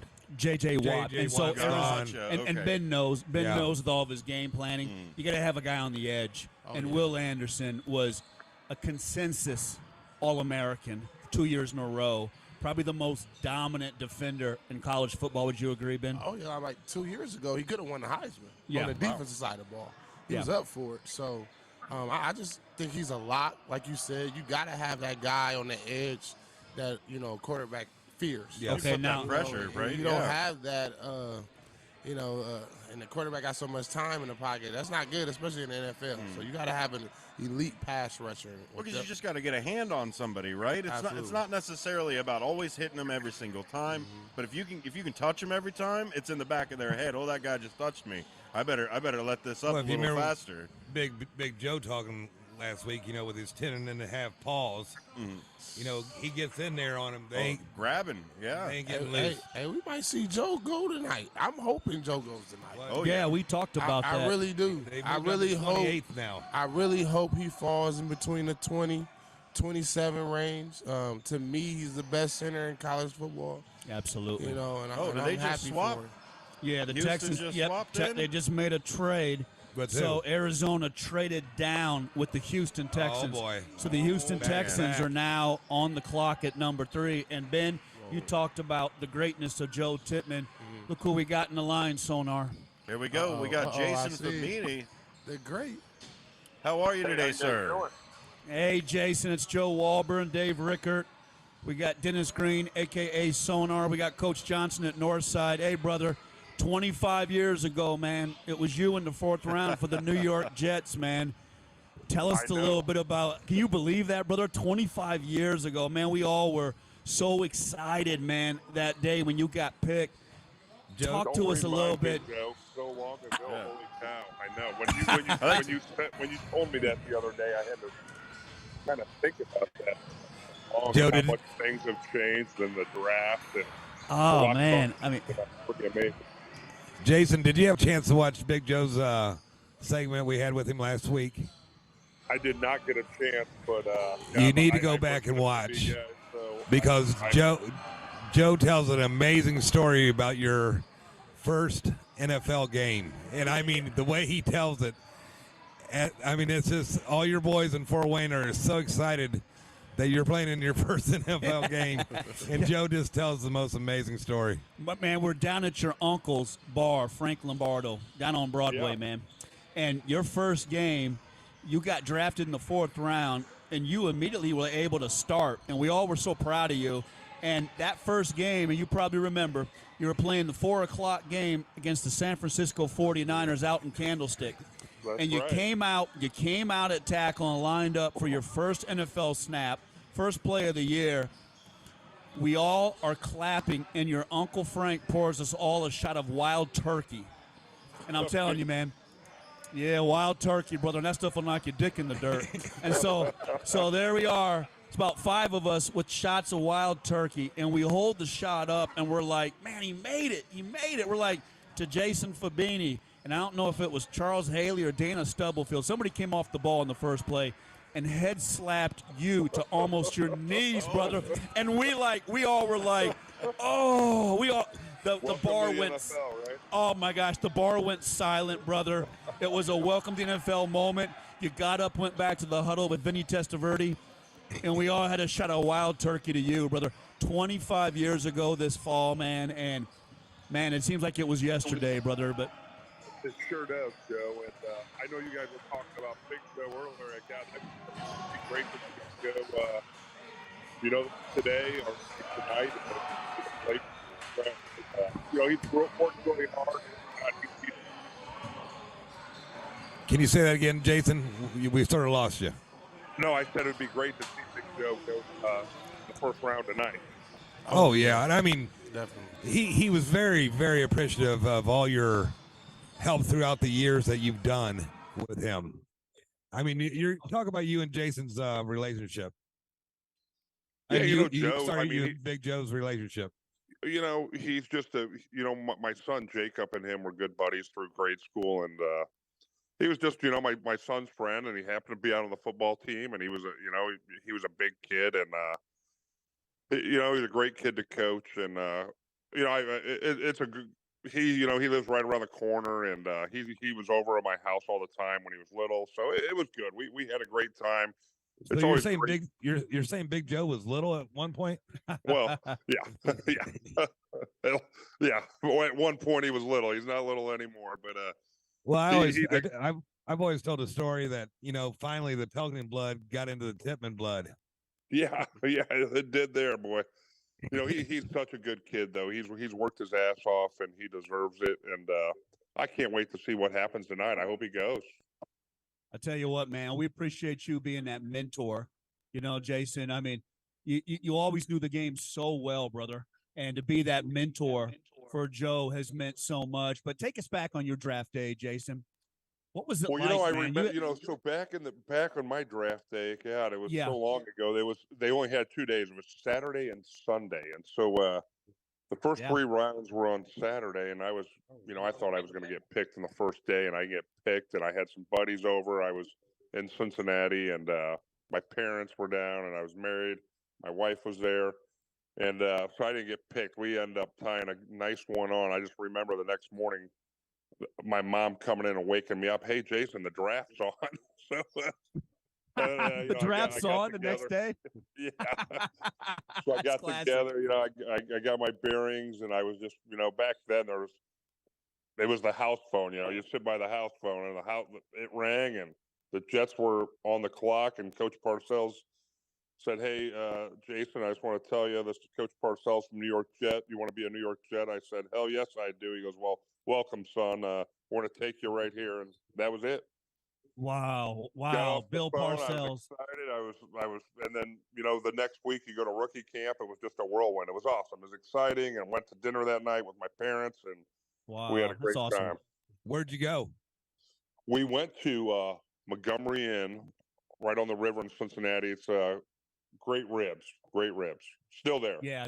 The Montgomery Inn is known for ribs in Cincinnati. Now, quickly, Jason, we're gonna update everybody. The Texans traded up, and just like Ben said, they go with Will Anderson. So the Texans get their quarterback with C.J. Stroud, and they get a difference maker on defense. I like what the Texans did, Ben, don't you? Oh, absolutely. They got a new coach, and D'Amico Ryans, and that guy he's a defensive guy, so I know he was in that war room and he said, hey, we got to trade it and get up and get this, this playmaker, and he got it. So I'm happy for him. They got that quarterback and they got the best defensive player in the draft. So right now the Texans is they're doing what they need to do.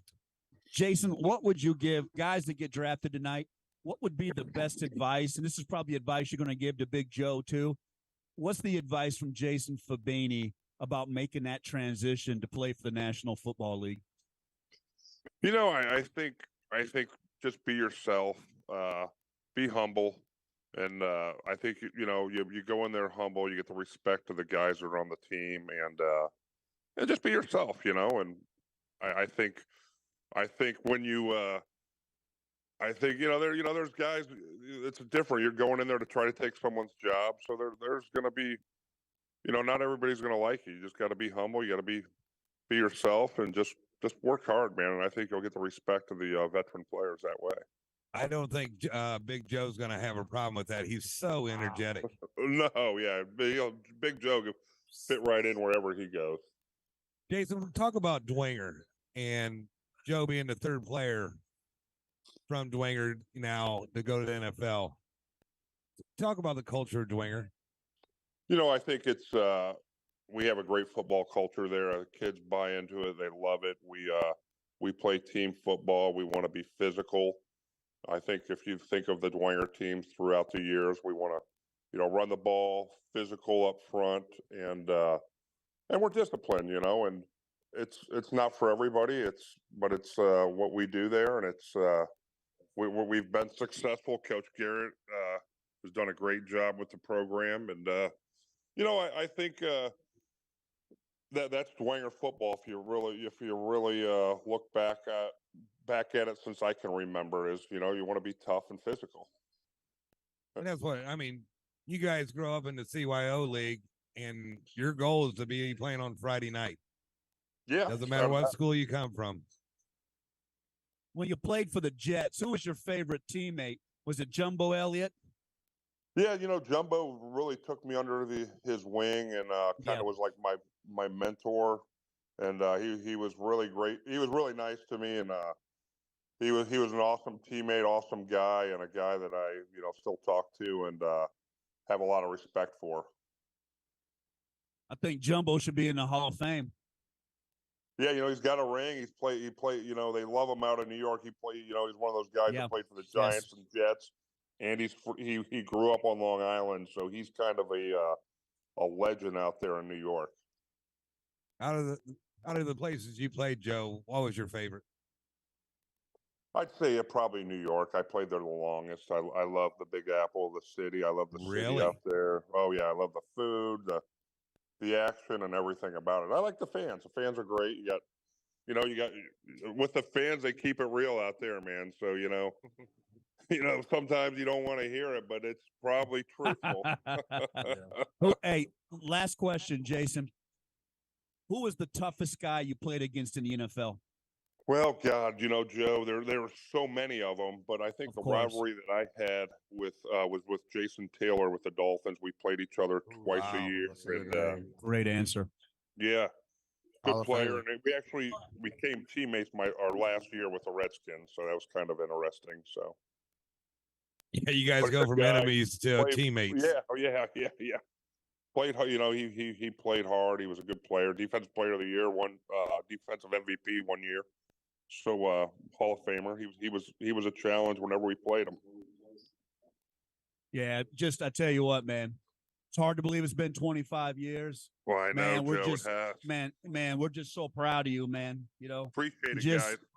Yeah. Thank Very you for coming on. Called in, Jason. Yep. Really thankful. Thank you for making time, Jason. God bless you, man. All right, thanks, guys. Bye. Hey, Antoine. What's going on? Hey, Antoine. What's going on? We got to talk to Antoine. We talk about this pick. Yeah, the Colts. I can't believe it. Sonar. I cannot believe. Okay, I cannot believe it. Ben Anthony Richardson. I mean, for the Colts, Dave, the Colts just have probably made the ultimate gamble and drafted Anthony Richardson, quarterback from Florida. Correct me if I'm wrong, Ben. I didn't see a game this year where he could play in the pocket. Not one. Not one. And Thank you. Have to be able to play in the pocket in the National Football League. what I can say about that guy is, he has tremendous upside. I mean, he has a cannon, but Can you teach pocket presence? I mean, I don't think you can in the NFL. I think that's something that you just gotta have. But 6'5", 245, can run a 4.3 40, all the measurables, Dave. But I agree, Ben. no, Can you sit him for 2 or 3 years and no, make him into a quarterback? not with the number 4 pick. You cannot. I agree. So I got a point real quick right here is the Eagles offensive coordinator is their new head coach now. Correct. He coached Jalen Hurts. So in my mind, I wanna be able to believe that he sees some of those same type of characteristics. Yeah, and he's gonna try to run that same type of offense with Anthony. But Yeah, the time leading up to this, Peyton was all into this Will Revis. I can't believe it. I don't like Will Revis either, because the 290th prospect in this draft is the Penn State quarterback that Will Revis couldn't beat out. So I'm not into Will Revis. I'm stunned. Peyton was all over that kid. I'm stunned about Anthony Richardson. So, because Coach, we're starting to see a lot of this stuff where people have feet, right? Everybody, that's must be what they're going after is some feet. Yeah. Does a quarterback start to come back a little bit more as their career goes on? So let's say if I always go for the feet, like Carolina used to have it, or a bunch of those guys. Cam Newton. Cam Newton used to have those feet, and that was his first reaction was feet. As they go on, do they get a little bit more of that situational awareness? Is it part of being scared of getting hit again and again and again? I think a lot of it has to do with scheme, right? Okay. So you gotta make him comfortable. And to me, like with Cam Newton, his scheme was great for Cam. Yeah. And that's why he was the league MVP. It's the same thing with Lamar Jackson. He was the league MVP.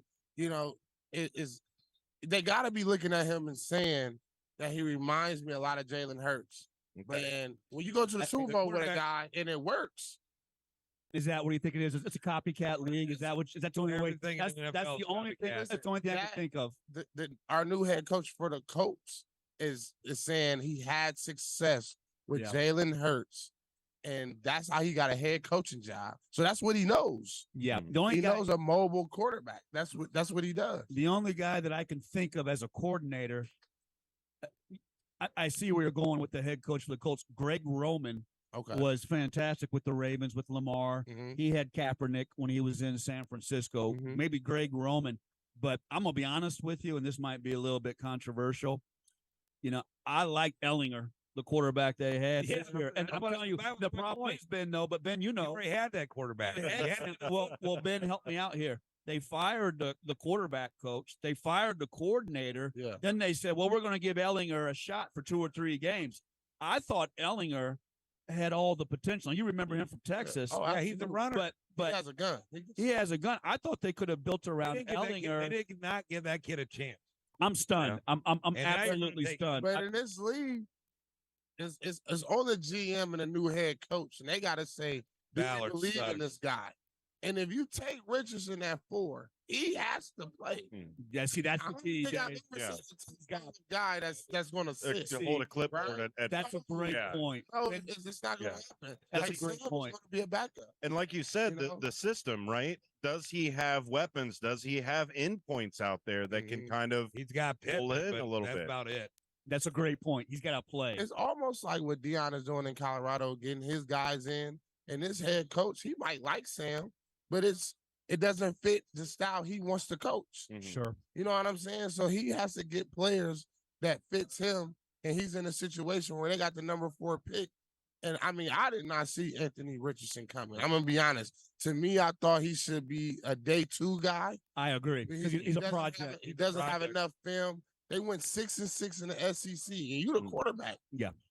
That I agree. 4-4 and all that. Like, it didn't produce to a winning season in Florida. So do coaches have favorite schools that they pull from? Like this Ohio State is what I need to pull. Indiana Tech is where I need to pull because those are the schemes that I like. Do coaches have favorability over certain colleges? I think it's more so a scheme thing. Yeah. Okay. You know, I think some coaches fall in love with their scheme, and you know They live and die by it. And on the high school level, I can't fall in love with a scheme I like. Yeah. I have to adjust to the players that we have. You know, we're on the college or in the NFL level. When you're a coach, you know you can pick and choose what players you want. Well, because you're not going to the middle schools recruiting, right? Yeah, like I mean, you get just whoever can't, like, whoever shows up to the field. Shows up is like, hey, we got a couple practices. Let's figure out who can throw. Uh-huh. Let's see who can run. And hey, whatever is our best, like that's what we have to adjust to. You know, I'm not a wing T guy, but if that was our personnel, and I feel like that's the best way for us to win, we're going to a wing T ASAP. Yeah. I don't care if it's only 1 year. Yeah. You know, I'm not going to say we're going to run spread every year because that's just what I like. Because if we don't have the personnel, we just can't do it. Yeah. But in the NFL, you're talking about millions and millions of dollars on the line, and they did not draft Anthony Richardson. This might be the class. Now you know what? Seattle steps up, makes a great choice. They got Devon Witherspoon. Okay. Best corner in the draft from Illinois. Devon's about 6 feet, 188. Dave, he's probably the best corner for run support that I saw in college last year. Tough kid, can play man-to-man, can play bump and run, can play zone. That's a great pick for Seattle. And because, you know, Ben, in the NFL, you've got to have tough physical corners. Got to. Yeah. Got to. Real quick, going back to the Colts, you got Ben Johnson saying that's a bad pick. What do you think Dan Dockett is going to do tomorrow to Ballard? I can't wait he cannot stand Ballard. I can't wait to hear it. I mean, we can sit here and criticize the pick. To me, when I saw him in Florida, I wasn't impressed, and they ran an offense that suits to his skill set. But you know, I mean, I don't know what this head coach saw in him, but he had to see some type of similarities to Jalen Hurts. Well, also to see what else they've got left in the draft too, because they may have a combo that they're looking at, or they might be picking up somebody else because that's almost where the league is going anyway. Is football man is let's find two wideouts that can just go, and then everybody else is just football man. You can carry a ball, you can run a ball, you can catch a ball. I mean, they're always asking the running backs to do curls. They're always asking the running backs to block. Tight ends are catching, tight ends are running. So should you have just beefy football guys in the middle and then your two burners on the outside? Yeah. I get what you're saying. Well, back to what you were saying about being able to change up the scheme with it. They don't do that. That seems the best way to they do it. They got the best running back to me, Jonathan Taylor. Like, yeah, they do. So they do. Now you can rely on him and do a lot of play action. They could get, you know what I mean? They could get Big Joe. They need Big Joe. What they should have done is this is a draft that's heavy in tackles, corners, tight ends, and interior offensive linemen. What they should have done was probably got maybe Paris Johnson from Ohio State, the tackle.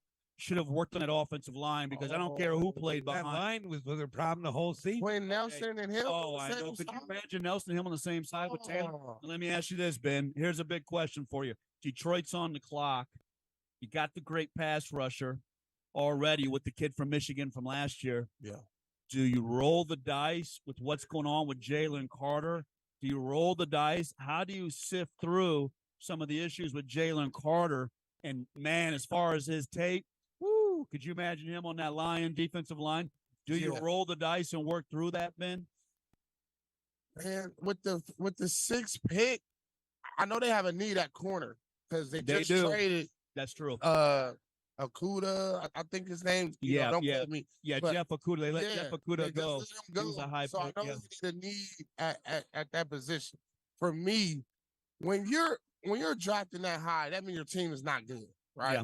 So you need a guy that can play right now. Do you go tackle or do you go corner? I would go corner if I'm Detroit. Who do you take?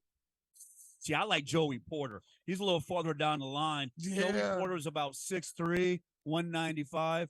Daddy played in the NFL, got the bloodlines. He's tough. Christian Gonzalez is the projected pick. I saw his tape when he played for Colorado. I wasn't real blown away. He played for Oregon last year. Okay. Had a huge year last year for Oregon. He's not the greatest technician. I don't know about that. I mean, Arizona moved up. you know what? Yep, another trade. Arizona. just moved up with the Lions. So the Lions moved back. So that tells you the Lions didn't like where they were at in the draft board. Now Arizona moves up. Do you think maybe Arizona moved up for either Jalen Carter or Tyree Wilson? Talk to me about Wilson. Have you seen a lot of tape on Wilson from Texas Tech? I like him a lot. Size, big. Man, listen. 6'6", 275, edge player, Dave. That kid jumps off the tape. Yeah, He jumps off the tape, but he plays at a school that you don't see a lot on TV. You know what I'm saying? Texas Tech, but sure. He is a great pass rusher. If I'm Arizona, I'm going with him. I would definitely do that. I'm going. So with you him. like Tyree Wilson over Jalen Carter? Yes, I do. You do. Yes, Okay, sir. I do. Yes, sir. Dave, I like the tackle from Ohio State, Paris Johnson, coming up. I like the right tackle as well. Yeah, the right tackle. Got the big kid too. So we got some. We're going to probably begin to see some of the big defensive linemen, edge players, and tackles start to come off the board now, Dave. While you was gone, I was asking Ben. I go, "What do you think Dan Dockage is going to do tomorrow on Ballard?" He's going to blow him up. He's going to blow him up. And like Ben said, that's the number 4 pick. He's got to play. And Dave, he's probably 2, maybe 3 years away of development from playing. I couldn't believe he came out for the draft because when I watched if you watch the Florida Tennessee tape, yep, couldn't play in the pocket. Nope. And tremendous physical athlete, no doubt. I mean, maybe, but he's a year away. I mean, that's a project for Andy Reid if he went to the Chiefs. Yeah. I mean, and we'll see. So. Oh, he's going to run it. He's going to run it. Yeah, he's. Yeah. I mean, he's going to run it. So you're going to see a very, very creative offense for the Colts to be able to use him. You've got Jonathan Taylor, but boy, oh boy, you better fix that O-line, man. We're going to see a lot of 12 personnel. They're going to use a lot of tight ends. Absolutely. And he's going to run the ball. Absolutely. So, yep, coming up. Yep, we got Eddie Nolan coming up. We got the QB matrix. Sit tight, Coach. We're going to have Antoine Taylor join us and Eddie Nolan. Cool.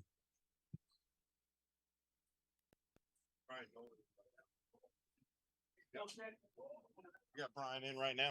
Hey, he's going to join you guys. Okay. Now, he can take my spot, Joe. Sure? Yeah. Brian, I think we're in break, buddy.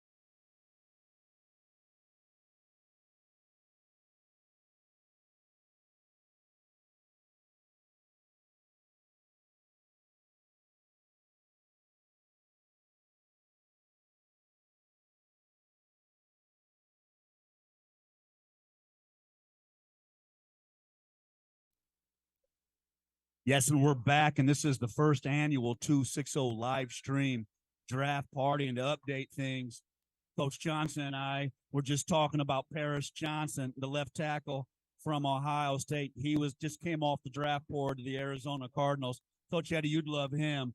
He played left tackle last year for Ohio State. The year before, he was an offensive guard.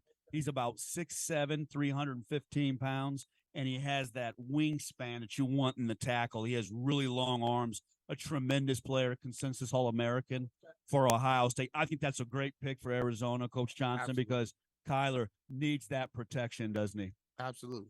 Yeah, it's a great pick. And now we're going to be joined by, let's see if we got Brian Nolan back on, maybe Sonar. We'll see.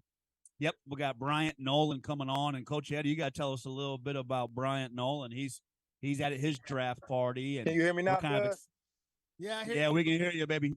Coach Eddie, Yes, give us a sir. little What's going update. on, cuz? Nothing, man. Hey, I'm gonna give a little background. That's my little cousin Brian. Brian is actually 6'7", 325 pounds. Wow, nothing little about that. Nothing little about it, man. He's a big guy. Basketball for 4 years.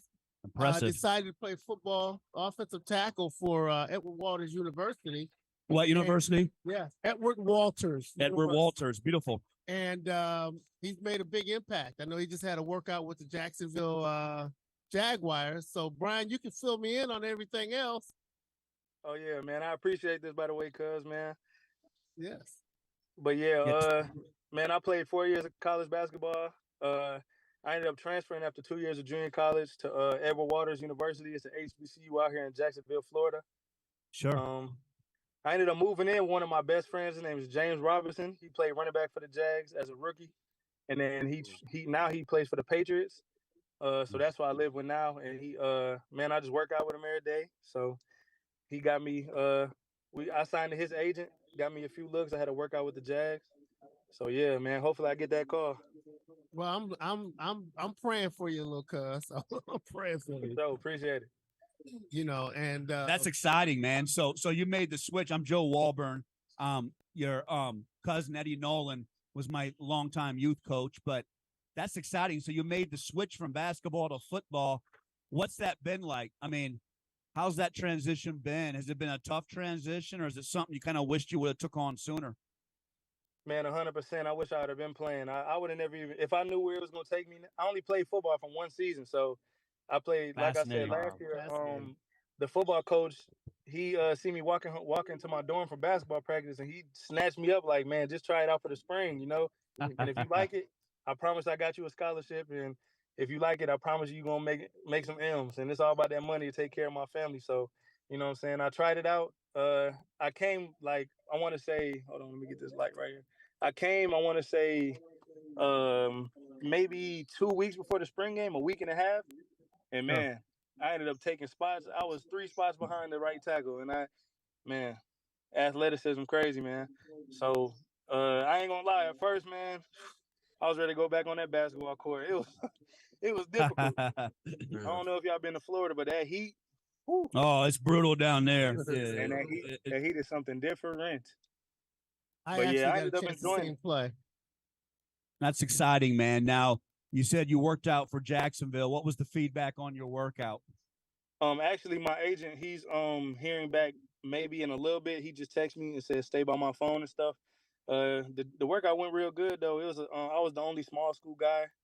There's a lot of Florida State, Florida Gators there. You know, it was only 4 linemen, so I really got to show what I could do. You know.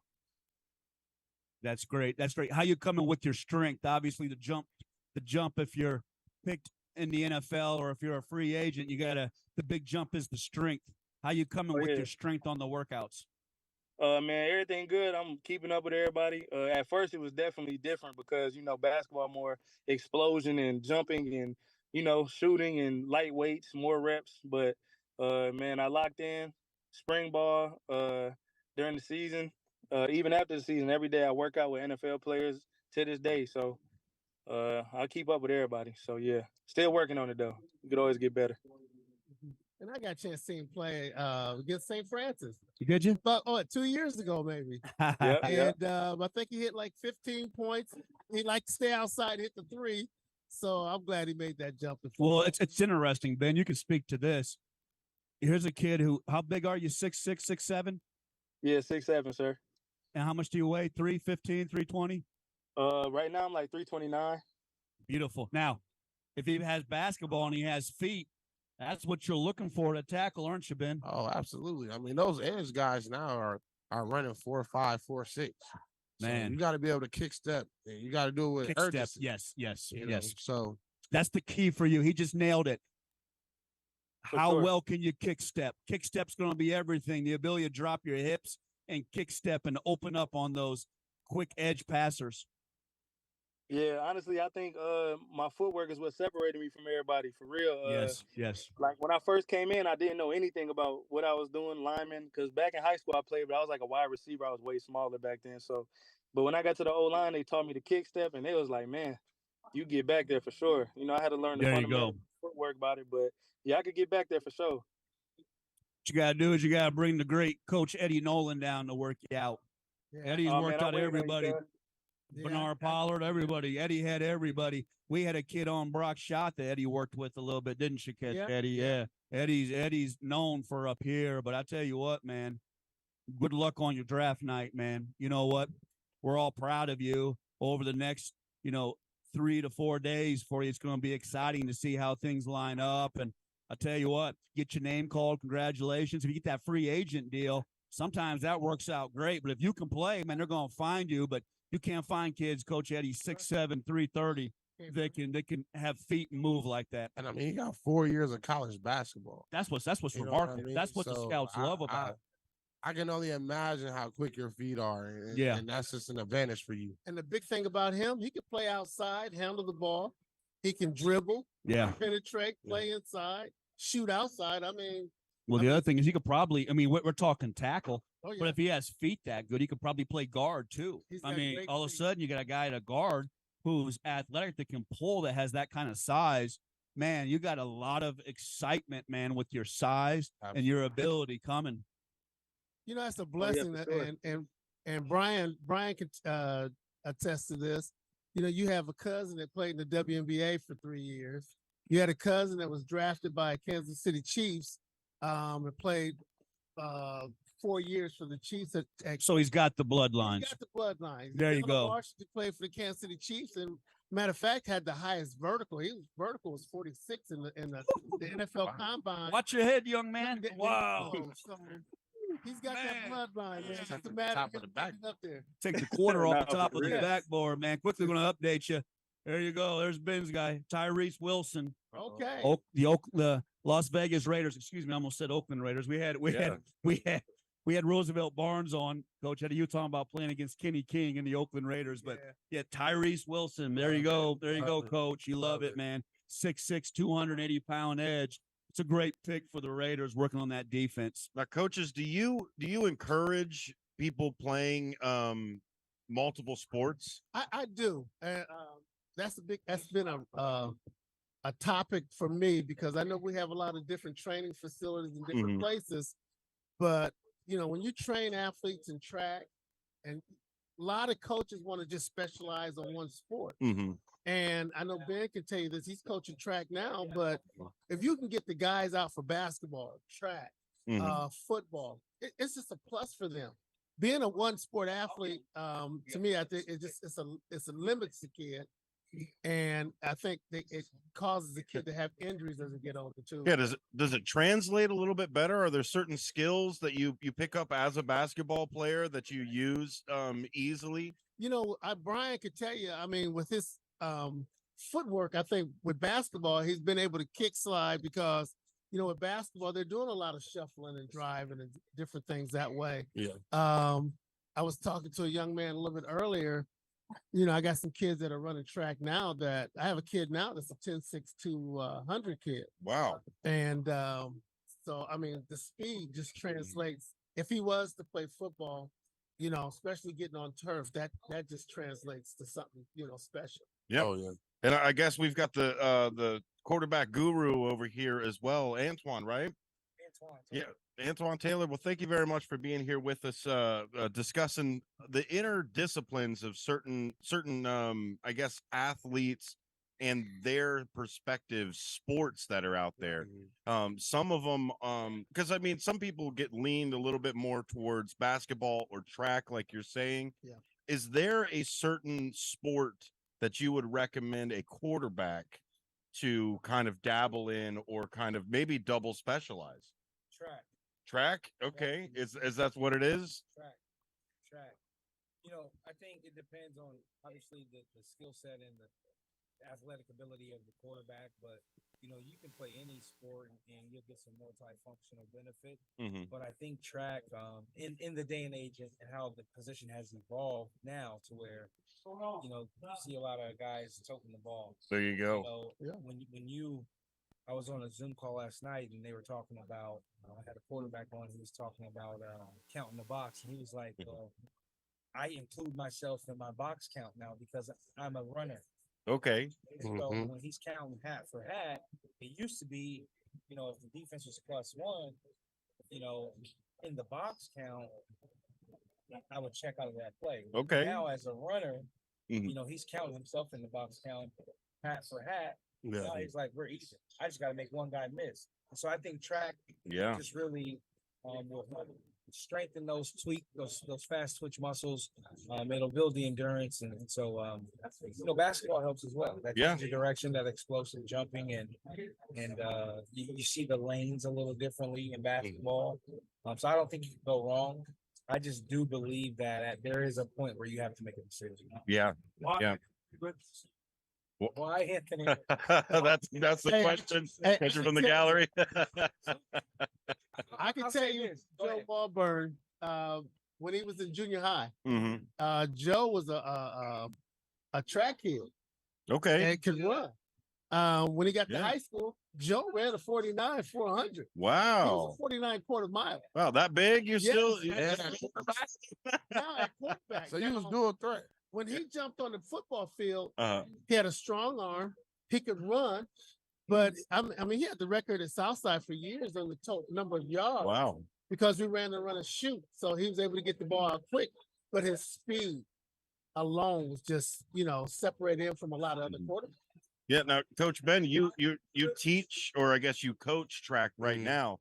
Is there a certain distance that you would recommend somebody training on? The longer distance across country, or is it just all about the explosiveness and being able to turn? I mean, for me, I don't have a preference in that. Okay. But what I would say about the track thing is, to me, is it just make a kid a better athlete overall. Okay. And what I think is, I tell our kids is, the kids that play either basketball, football are the ones that are in shape the most. You know what I mean? And I think, track conditions you for football, it conditions you for basketball. I even tell our basketball guys, if you don't want to play football, you should be running cross country. Yeah. Because when you get on the basketball court, you won't get tired. And that can get you recruited. If you're running, you're sprinting up and down the floor, you playing tough defense, and you don't have to come out the game, man, you make yourself valuable for a scholarship, when you're in the best shape. So I just believe that kids should just be always training all the time, and not just taking it off. I get it, track, you don't have a ball involved, but if you really want to be a top-notch athlete, that's just what it takes. And Brian, that's what you recommend as well, that you just get out there in a field and just run laps? Run till you can't run no more. Man. That's it. Because over at my school, when I went through high school, it was always weight training. On the off season, the kids would just be done with the as soon as the very last game played. Okay, now it's time for weight training in the off season. Well, then again, in the middle of Ohio, so the off season, you're not going to be out there running around in the snow too much. And Ohio football is so much different than Indiana football. They sell football there like it's the NFL. Yeah. And then here it's more basketball.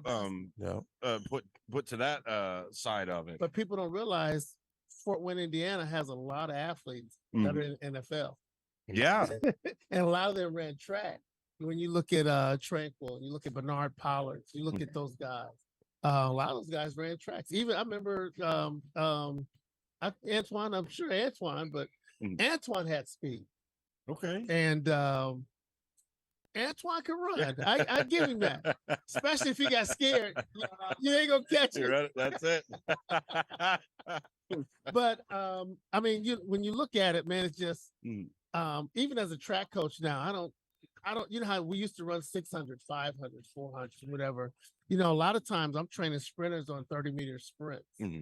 And I'm doing 30 by 30 by 30 runs. And I even had Jalen when he was up here working out one time come over and run some 30 by 30. I tried to run with him, and it didn't last long. But but those 30 by 30 by 30 sprints, it gives you that explosion. Yeah. And then and it teaches you how to explode. So a lot of my sprinters now are running 30s, 40s, 50s, 60s. Wow. And it's that explosion because we need that drive phase. And from that drive phase, we try to equate that. Now, a lot of the football players I'm trying to get at Southside, and that is to run track that prepares them to, put that speed on the football field. Okay. And I get a lot of pushback but I'm really happy because like JJ Foster has really pushed some of his basketball players to come out and run track. And they've seen the difference in being explosive on the basketball court. Yeah. So, I mean, if we could do that and get more kids involved, that would help. Yeah. Well, Antoine, is there a way to take this athlete that we're talking about, just this generic, I guess, unmolded clay of an athlete? What direction do you push somebody for the specific positions? Because Coach and I talked about just football man, how kind of it's just, why not just get a giant tight end for every single position and just be done with it?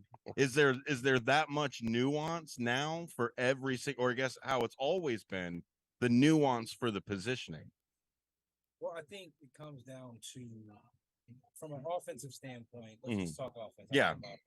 Yeah, because otherwise you're just a big bag of meat in the way, right? That's it. Is that what? So from an offensive standpoint, you see a lot of coordinators who have certain profiles or prototypes to fit certain positions based on the personnel package. Okay. So if they're going big, they have certain profiles that meet that, certain attributes, certain traits that meet certain positions. So if I'm running a 10 personnel or 11 personnel situation, my X receiver may be my sure-handed big guy. He's got to be at least 6'2". Okay. My slot receiver number 2, he may be the scatty guy that can stretch the field, take the top off. He's good at two-way goes on the safety because he's going to put that safety in conflict. But then maybe my other outside guy is the guy that I know is going to create separation. He's going to win that 50-50 ball, 75% of the time. Are you guys swapping personnel out that often that it's almost like you've got what club in your bag do you have? Yes. Okay. You want to be able to swap personnel as much as possible, right? You want to have fresh legs. But when you get really good at designing offenses, you get really better.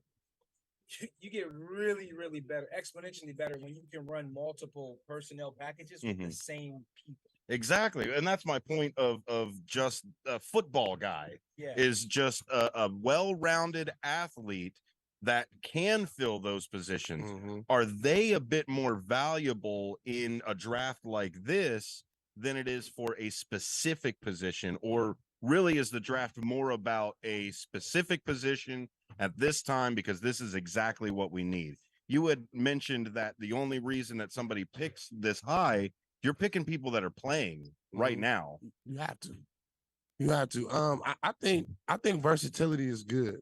Like now with these running backs, you don't just want a downhill guy. You want somebody that can, catch the ball out the backfield. You know what I'm saying? Exactly. So I think that's a perfect example I can give you is, you want versatility. You want a defensive end that can pass rush and he can drop back in coverage as well and get in the flag. You know what I'm saying? Yeah. And those guys are more attractive than somebody that's just going to bull rush all game. Yeah. Does that make sense? And Brian, have you changed your play style to fit a certain position, or have you kind of been a bit more fluid with positions throughout your career? Actually, yeah, because like I said, like back in high school, I was like a wide out. I used to play tight end a little bit, catch the ball, maybe block a little bit, and I took like I said, 4 years off when we played the basketball, and then went back and now I'm playing offensive line, and it's a whole different world in them trenches. You feel me? So it's like you gotta catch on quick if you want to play because, like you said, it's a lot of people who play different sports that come play edge rusher or they fast, they strong, and if you don't got it, you don't got it. So I feel like Well, thank you very much, gentlemen, for sitting down with me. You got something else, Coach? No, just I'm wishing Brian the best of luck. I'm praying for him. Man, I'm hoping you get that opportunity. I know he's got to go. He's got his draft party going on. There right you now, go. so well, let's get you back in there. he's a blessing, sure, man. And good luck, man. And to stay in touch with me. For sure. I appreciate all y'all, man. We're all rooting for you. Okay, man, love you. Good luck to you. For sure. Love you, cuz. Thank y'all. I'll talk to you later. We're going to head out for just a quick break. Let everybody get a drink. I know we've got Coach up here on stage for a little bit too long. And then we'll come right back here in just a little bit, and we'll give you a recap of the different picks that happened while we were talking. We'll be right back here on the 260.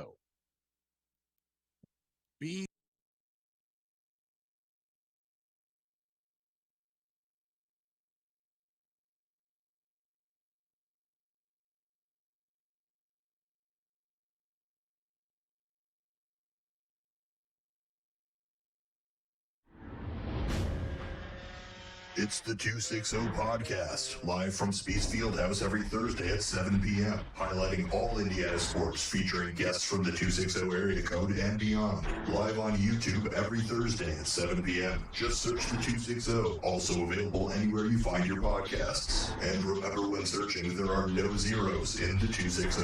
It's the 260 Podcast, live from Spiece Fieldhouse every Thursday at 7 p.m.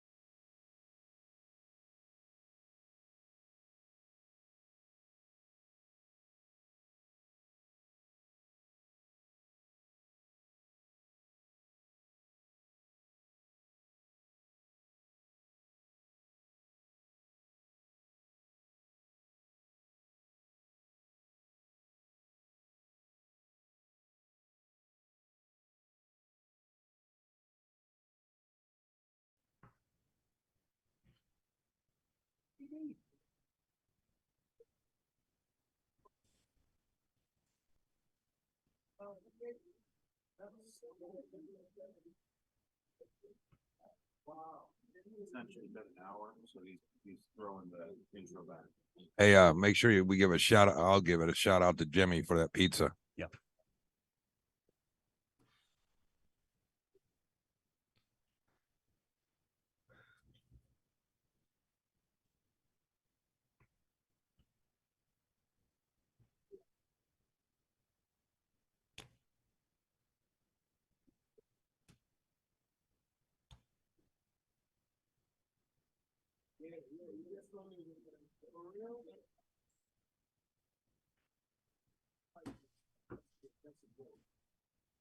Landon's got his room decked out, don't he? That's right. That's right. Yes, this is the 260. And when you think of the 260, you think of the 260 football, you think of NE8 football. And man, are we joined by some great ones? We've got Stratton Fuller, man. It's good to have you with us, man. Thank you. I tell you what, I think one of the really hot prospects in Indiana. I mean, I'm talking Power 5 kid at slot, just a great player. We have his father, Lewis Fuller, with us. Lewis played college football over at St. Francis, so great representation. Got the mayor of the 260, Dave Rickert. And I see you, Landon. We got Landon Livingston, the big fella himself. Big fella from West Virginia, number right. 67. I see you, baby. I heard you had a great spring. Give us an update, man. We got Big Joe, number 1 center prospect. We're waiting for him to maybe get picked at the end of the first round. Talk to us about you, Landon Livingston, out at West Virginia. Spring ball went really good. We had a long kind of section of winter workouts and then transition to the spring ball. And practice went great. I got really good reps versus the first and second defense. We're just getting used to stuff. We got new plays being installed. And so it was a very good spring. Are you now moved into the center position? Is that where they're kind of projecting you right now? Yes, sir. I'm at the center position right now. Over the past month or so, I've been also learning the left and right guard. Yeah. We had you as a mauler in high school football with the guard position. I'm telling you what, Landon, if y'all need a slot at West Virginia, I got the kid next to me in Stratton Fuller. And Stratton, talk to us a little bit about, you really did well with the showcase camp and you're working hard with traction with Dre Muhammad. Kind of update us with your progress. And we're starting to see the offers come in for Bubba, Jimmy Sullivan. We had Brock Schott earlier. Those offers are coming in. We got guys all over with offers. We kind of feel like you're the next kid that's going to begin to get the offer. So give us an update. You even look bigger, man. I like it. You wore those shorts, Dave. He's got some legs on him, man. So give us an update. How are things going? How was the showcase? Well, over at Traction, we have a 12-week process to prepare for camps. Sure. So I've been doing that. I've been going 5 days a week to that with 7-on-7 tournaments on the weekends. And I've been seeing some real improvement, and my weight's gone up, my muscle, and my speed and agility. So it's been working good. And that's what I remember with Landon. Oh, Landon. It was his going into his junior year, and I mean, he just started pancaking people. And speak to that, Landon. I mean, you participated at Traction. I mean, you worked so hard to develop yourself into a player. I don't know if there was a kid that worked any harder. That's why I was so proud of you, man, when you signed with West Virginia. Talk about that process, because Stratton's going to be a D1 kid. He's going through that process. Talk about that process a little bit for you, Landon.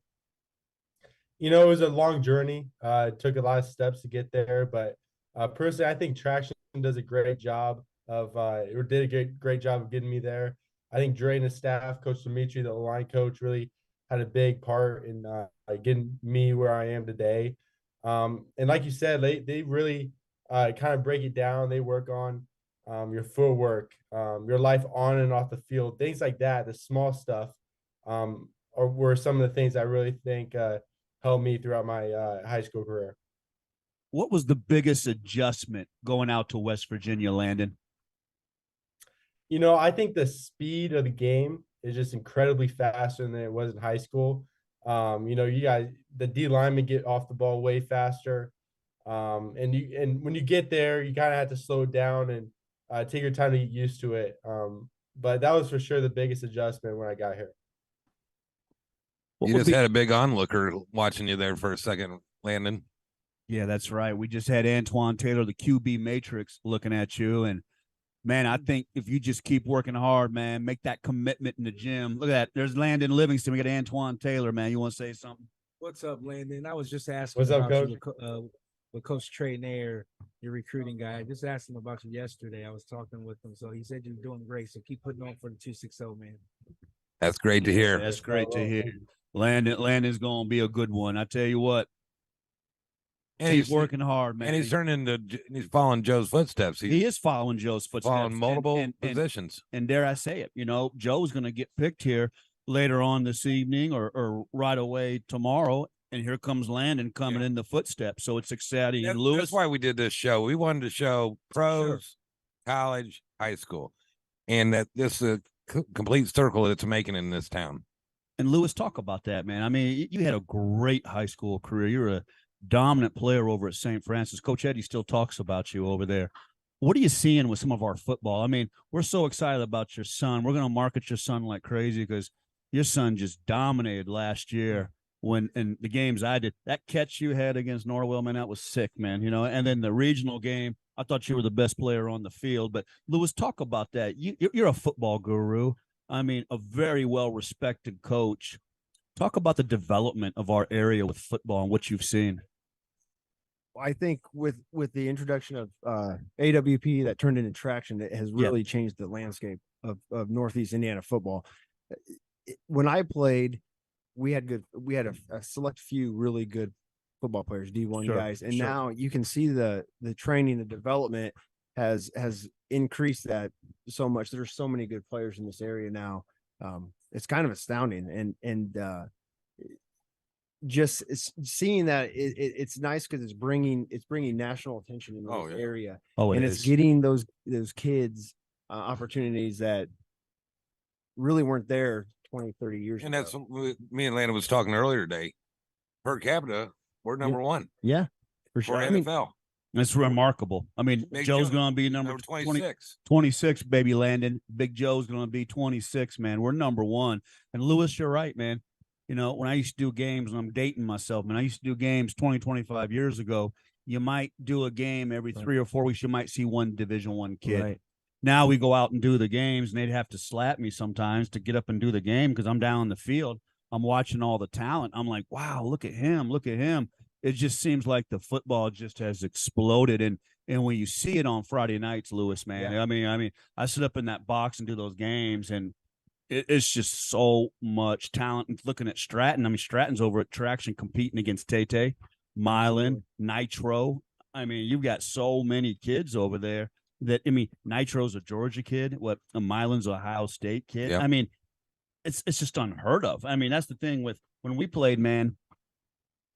A MAC offer was huge, wasn't it, Lewis? Absolutely. I mean, a MAC was like, man, we were Getting like, Ball State. MAC was like golden. That was golden. Absolutely. And there you are in that beautiful West Virginia jacket you got out there, Landon. I tell you what, man, it's exciting, man. It really is exciting to see the 260 excel.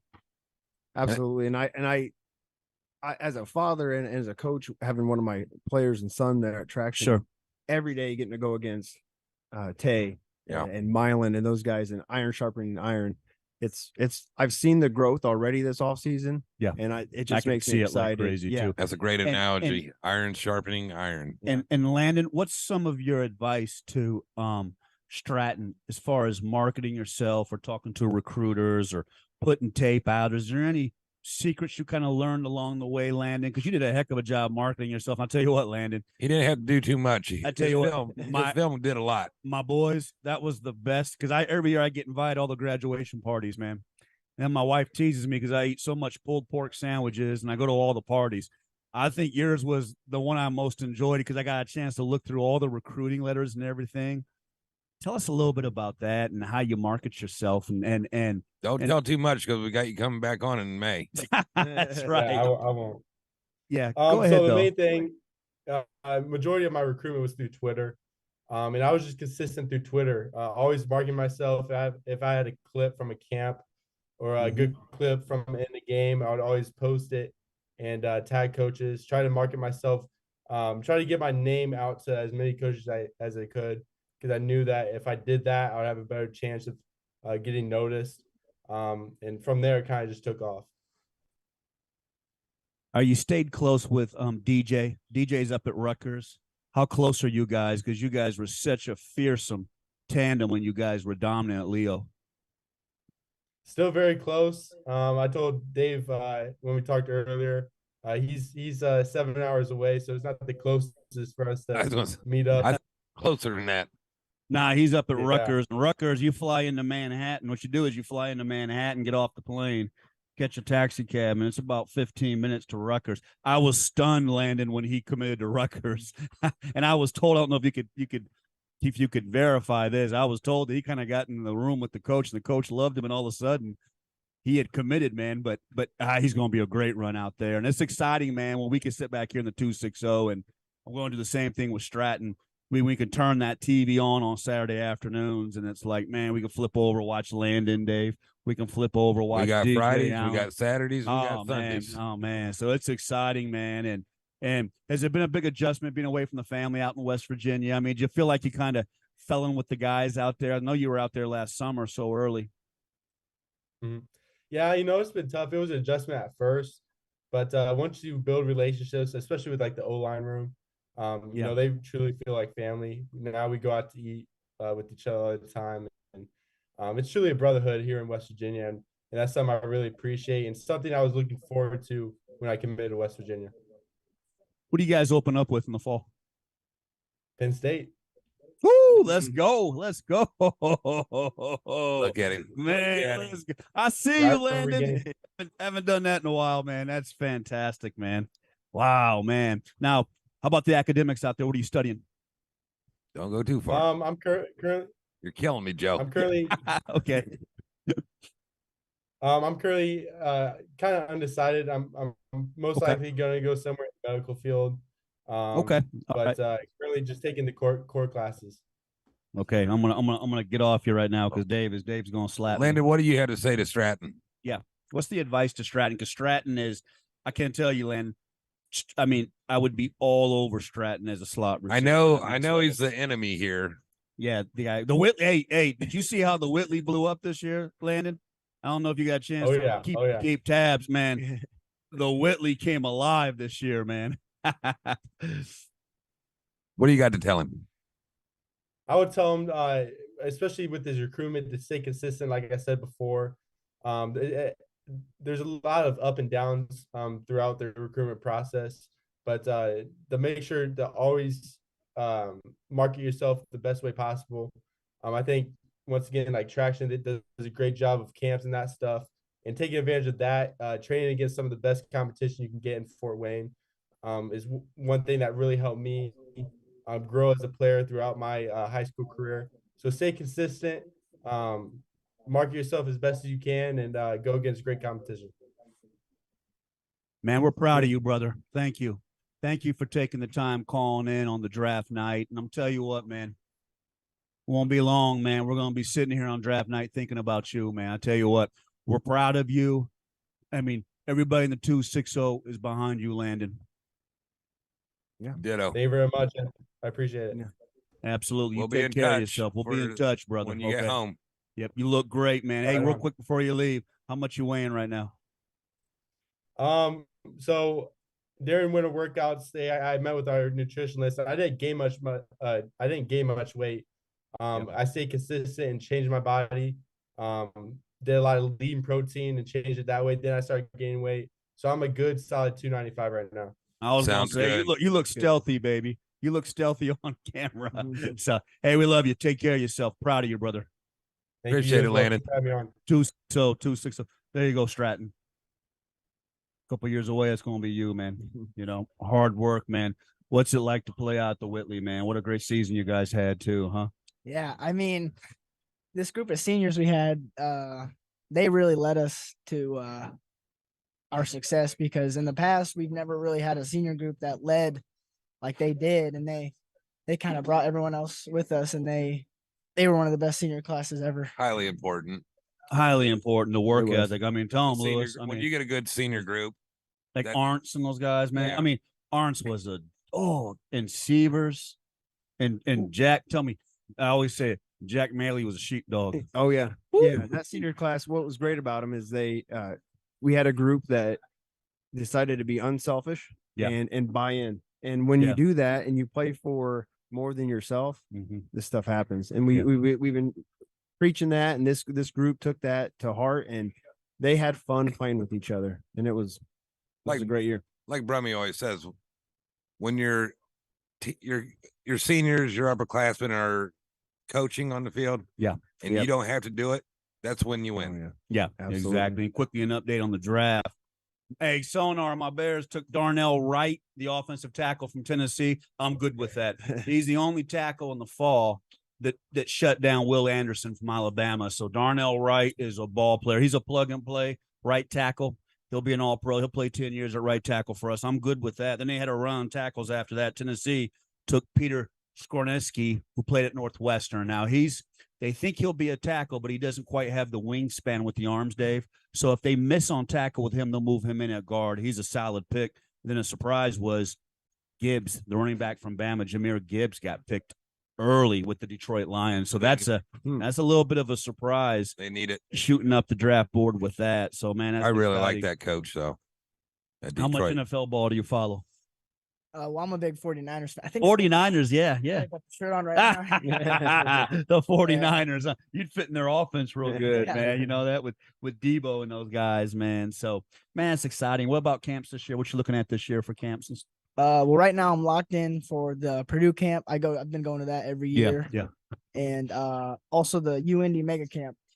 Yeah, I heard that's a great camp. Yeah, it is. A lot of scouts and stuff there. Yeah, it's a good exposure camp. Yeah. Purdue's putting they've got Harrell's coming in with the air raid offense, so that would be really ideal, man. And Antoine Taylor's very, very close with the new Purdue coach. So the Purdue coach is really coming in and getting back. Joe Tiller always recruited the 260 heavy, and I feel like Purdue loves Purdue's getting basketball, football. Purdue loves Fort Wayne. Yeah. IU does Purdue area. I know, and it's a shame, man, because but it's that been would that be way great. for years. Yeah, that would be a great place to land too, man. So, man, we're excited for you. You know, we're gonna get you pumped up and get you marketed, man. And congratulations, man. We're proud of you, man. And Lewis, man. Lastly, man, how exciting is it, man? I mean, and for a guy who is such a dominant player of yourself, it's gotta be fun to sit back and watch your boy. It is. It's Friday nights have been a little more stressful at times, but it's a lot more enjoyable having him out there with me. And then my youngest son's our ball boy now too, and just having those two out there with me, and then seeing him, have some success has been it's made it a lot more fun these last few years.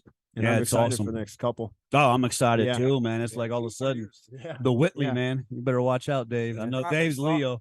You better watch out. Sophomores throughout the area is really fantastic. good. Oh, you got so many good. You got Brock Schott, Landon Hepner, Jimmy, my man Stratton. I mean, you got the linebacker for Northside. I tell you what, Josh. Josh, they call his last name is Masu. I say, Josh, I must tackle you.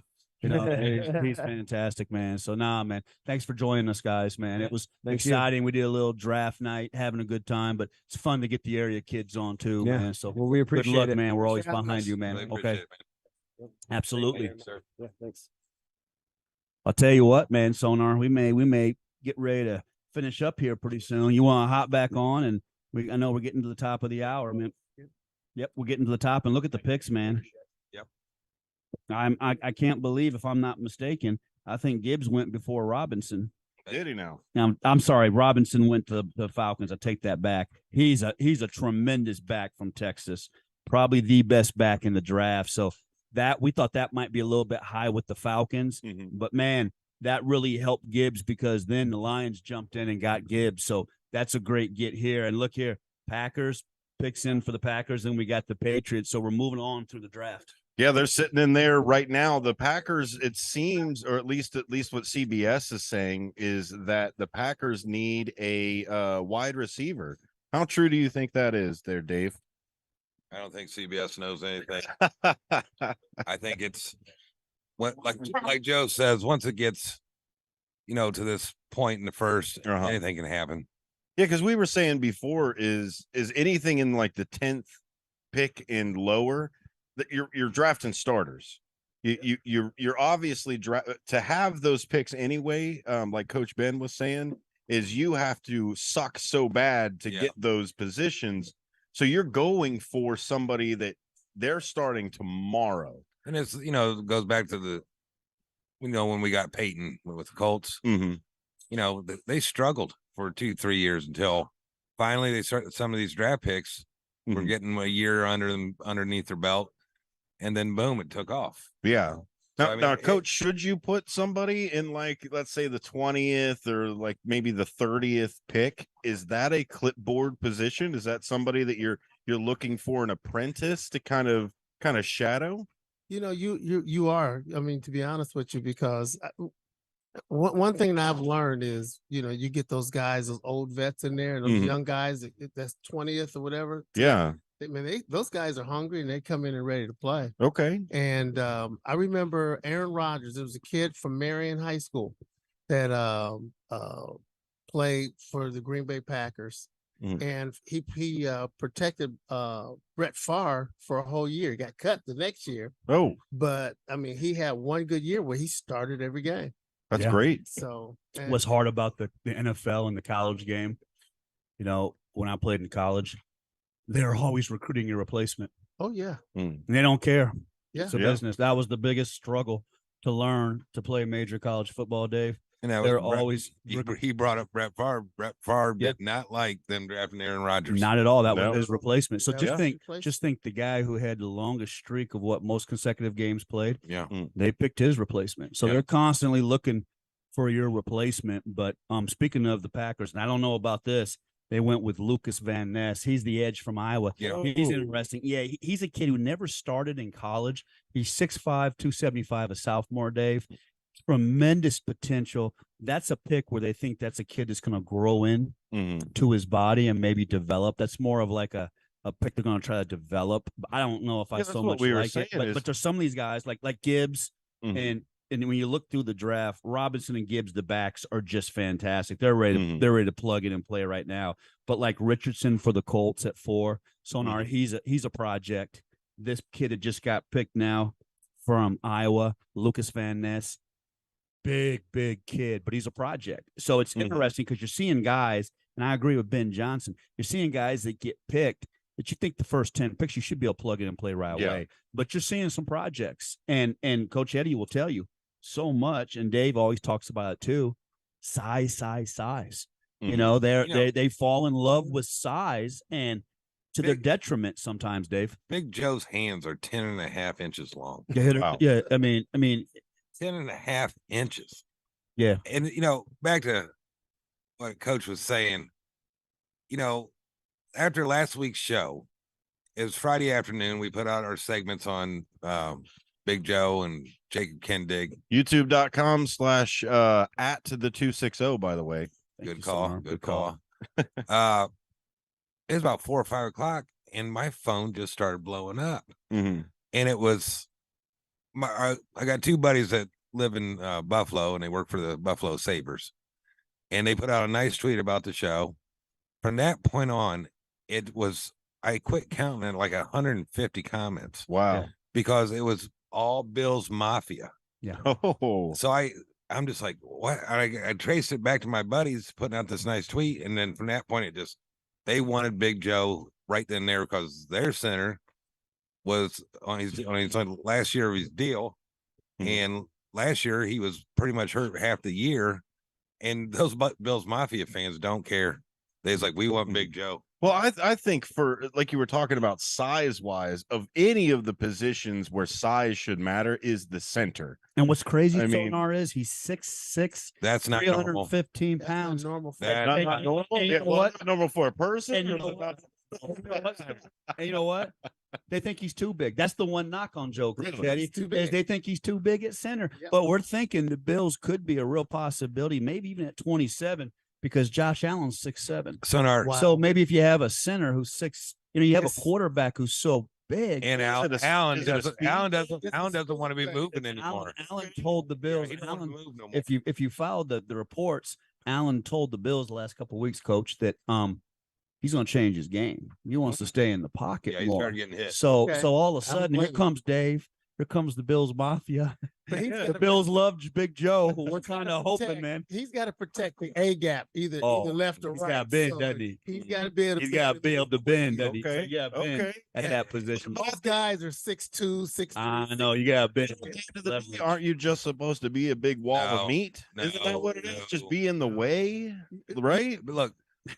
Just be in the way, just be a big dude in the way. The game is so fast now. Okay. It's a 2.8 second play. Wow. That's it. 2.8 2.8 seconds. That's it. seconds. So I got to hold my block. You got to hold your block for the quarterback knows he has a clock in his head Uh-huh. that at 2.8, if that ball's not gone, I'm hurt. I'm They're laying toast. out. I'm hurt. Yep. But Well, that's the thing with Joe too. Doesn't he have those big old monster hands you were talking about? The Right. fly catcher. It locks on you, boy. Here's what you got to understand. When Brad Brown, a good friend of mine, he's like, yeah, they're going to move him to center. I go, what?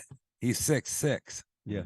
But that tells you everything about Wisconsin football, NFL football right there. Yeah. I mean, for him to get time, they had to put him at center. And then he turns out to be a good center. Because the athletic ability. Yeah, because he has athletic. And once again, they're doing it the same thing to Landon Livingston. Yeah. Who Landon also has great feet. Big time. And it's so ironic and inappropriate that Landon comes on and does an interview tonight. And he just thanked us for having him on. He's a great kid. He's a great kid. And you know what? That's probably 2 to 3 Good years. parents. Probably 2 to 3 years away from him. Once again, when you brought this up, Joe, to do this show, that's what I wanted. I say it again. This is what I wanted to show. High school, college, pro. Show the circle. Yeah, and we got a taste of it all tonight. I mean, we've had, with Coach Eddie's cousin. I mean, here's a kid who's all of a sudden moves from basketball. And then we had Jason Fabini 25 years ago. We got Landon Livingston, who's the future, possibly. We got Joe Tittman's the present. Well, I mean, we've had, we had the QB matrix on with Antoine Taylor. We have probably the most, and Sonar, you'd love Coach Johnson. Coach Johnson probably uses social media better than any coach I've ever seen with the way he's marketing his kids.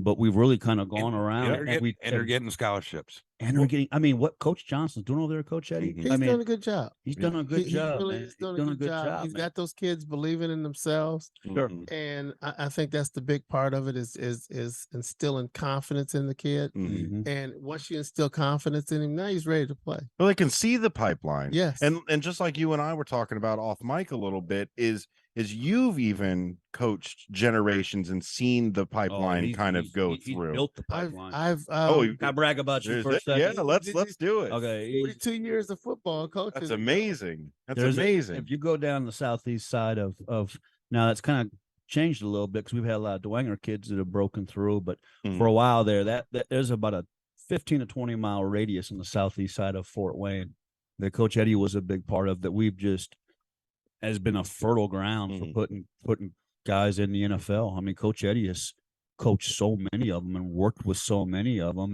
And what was interesting tonight was we had Brock Schott on, another kid that you worked with some speed work. Now Brock's starting to get stronger. Now he just had an offer, coach, from the U, Miami University. Oh, wow. Yeah, he has an offer from Wisconsin. He has Purdue, a great coachable attitude. Oh, yeah. And he's a great listener. But Coach Eddie's had, he is a fit man. I had his He dad. ain't a boy. He's a man. I coached his dad at St. Francis. He was offensive line coach for us, player. And his dad was a nice sized guy. And anytime somebody calls me, like, bro, I'll always help. Just like Lewis. I coached Lewis at St. Francis. Yeah. And he also ran track for me. Now his son is an excellent athlete at Columbia City. Yeah, absolutely. And that's the pipeline right there. Yes. Is showing that you move through the levels as you go, and you get off when you need to. You know what I mean? It's sure you could go all the way up to the top, but ride the ride as long as you can in the pipeline. Yeah. I also say this: blood that plays a big thing, but two, just like Coach was talking to all the kids he's helped, there's always mentoring that comes into play with these kids. You got to give back. That's what you look at that he's done. You look at Big Joe, his uncle Pelkins, they're the ones that were pushing him. They knew the system, they knew how to get there. And now he's going to be possibly a first round pick. And that's a blessing. It is a blessing. And Eddie, Eddie was, we kind of had a little bit of story with Bernard, getting Bernard over to Purdue football camp, Eddie. Yeah. Matter of fact, Eddie was instrumental in, it was the best $500 I ever spent Sonar, but we got him some cleats and got him into the Purdue camp. And Eddie, you were instrumental with that. Worked hard with Bernard and all that. And Dave, you're so right. It was a mentorship. Yeah, that's what it and is. if the guys who have made it before can give back or support these kids, or Well, you heard what do Greg it. Eifert said today. He told him, "I'm fine doing the AWP, but I'm not going to wake you up to get at 4:30 in the morning. You better be ready to go." Yeah. And he was. But once again, good blood Yeah. in the family. But, you know, having your dad, you know, who was he was on the last Final Four team at Purdue. Yeah. That helps that, you know, Tyler saw through What could clips be. and videos, whatever, saw what his dad was. Yeah. Right. That mentorship and that vision, that's what gets you up in the morning, It's right? just, I'm looking at the domino effect, and I'm looked at Bernard now coaches a 7-on-7 team, Mhm. and he's training kids in Nashville. Yeah, how awesome And is I think that? he's bringing kids here to Fort Wayne at St. Francis on the 20th of May. Wow. For a 7-on-7. There you go, Dave. And when you look at guys like that, you just, it's And he don't have to do it. no, He don't have to he do don't it. have to. Totally. And I feel like But being a mentor to help him through certain that shows situations. that shows exactly what you did for that kid. That's exactly what he did Because for he many does kids. not have to take his time to deal with some attitude teenagers. And he's working with a lot of kids. He's Yeah. really doing a good job, and he's training some NFL players, USFL players. I mean, he's doing a great job. Well, And, it starts on how you're mentored as well. I mean, Sure. you pick up the traits of the people around you. So I mean, Take Fabini, for instance. He doesn't have to go coach Dwinger. No, but he does. he does. Yeah. Because And he does wants it to give faithfully. back. He does it faithfully. Yeah. Exactly. He ain't getting rich off of it. No, and that's what makes the 260 so great. Yeah, that's what I mean. Is giving it back and starting that cycle. If you were a jerk, or if the person that was supposed to teach you was a jerk, you're going to turn around and say, "Well, that's my style as well. Yeah, my experience. That's my experience. That's all they did was tell me to go run out there in the field. No one ever told me how. No one ever made sure I was up in the morning, or nobody was glad to see me, or Sure. so it starts with that mentality and that community around it, and then a great person like you, Coach, to just lead the way. Who do we have on here? Hello, how are you, sir? How are you, sir? How's it going?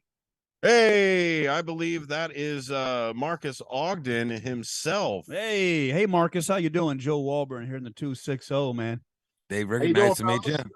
Thank you very much for being on with us, Marcus. I really appreciate it. Marcus has a fantastic podcast on the NFL Alumni I know he Network. does. I've heard it. Marcus, you are like top 1% or something like that.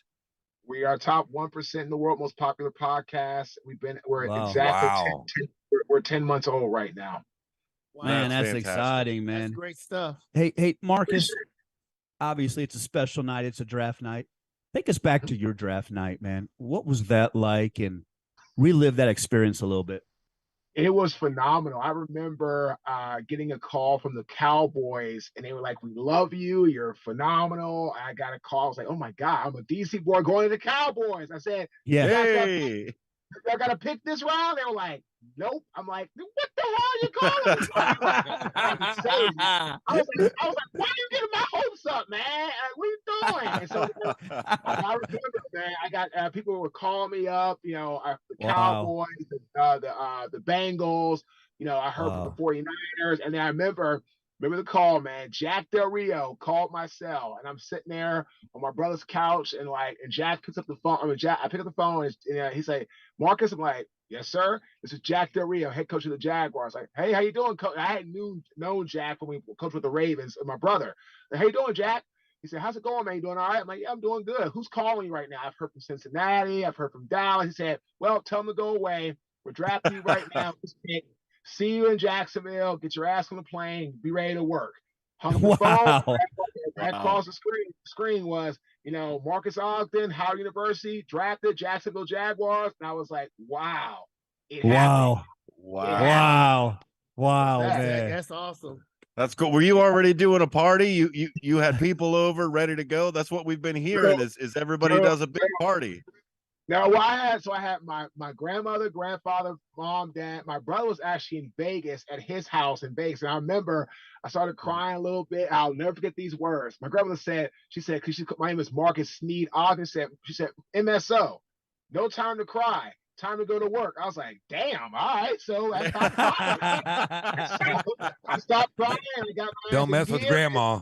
And I was like, whoop, I'll see you in Jacksonville, coach. And I got on the plane, and that was that. Wow. Yeah, Wow. Marcus, don't mess with grandma now. No, absolutely not. Never. No, So- and then what do you think about tonight's draft? You've been looking at it, I'm sure. Is there anything that stood out to you, or any pick that you were like, oh my gosh, what the heck happened here? No, not really. I mean, I saw Stroud going to the Texans. It was interesting. I love as soon as I saw the Texans say, we're probably gonna pass on the quarterback. I was like, oh yeah, that's key. You're taking a quarterback. Like I'm like, dude, come on, D'Amico. I mean, you're a player, dude. Don't start doing all that. But that was good. So we'll see how it goes, man. But I'm excited for the young guys to join the NFL, the brotherhood. I think Elias Mack has some great talent, but honestly, it's got to be ready to come to work. I mean, if they can get in there, come to work, be ready to put their hard hats on, shut their mouths, and do what they're told, and listen to the veterans, it's going to be just fine. What's the biggest adjustment, Marcus? I mean, you played at Howard. All of a sudden, you show up and you're playing for the Jacksonville Jaguars. That's got to be. What was that adjustment like, man?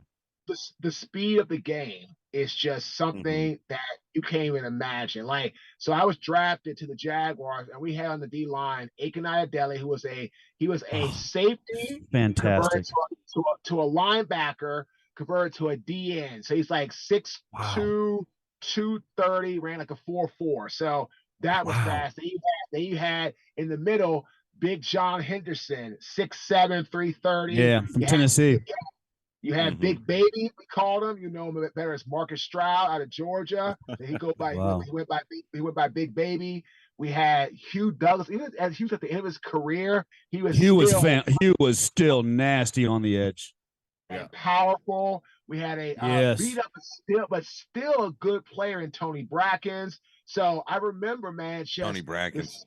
The speed of the game was something like I never ever saw. So for me to go to Jaguars and then go into the NFL and to see that speed of the game, man, like that was the biggest adjustment out of college. Now you said you went to Howard University? The Howard University, that's right. Oh, okay. So you guys played against the Bulldogs, South Carolina State. That's Eddie Nolan's team. That's right. We sure did. We played against South Carolina. Oh, yeah. That's who Eddie played for. That's what I was like. That Coach Willie Jeffries? Yeah, that's who recruited me. Coach Jeffries. Yep. I love Coach Jeffries. Jeffries was still there when I was playing. He was still the head coach of South Carolina State. He was still there. I saw him one time. My niece graduated from South Carolina State, and he says, "Hey, I'm gonna come to Indiana, and we're gonna go get us a sandwich." I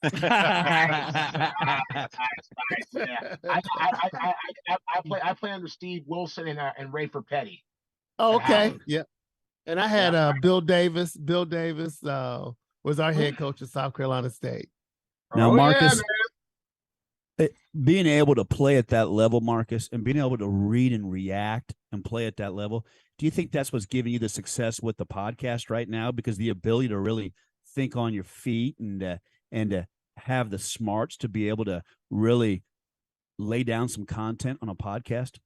That's a great question. I'd say, you know what the NFL has done to help me be really good, other than having an awesome producer in Ben and Jayla and the crew. Good answer. I mean, it's just being honest. It's the ability to interact with different people. So in the NFL, that's a great question. I had teammates that were white, black. I mean, one of my best friends, Vince Manawai, Samoan from Hawaii.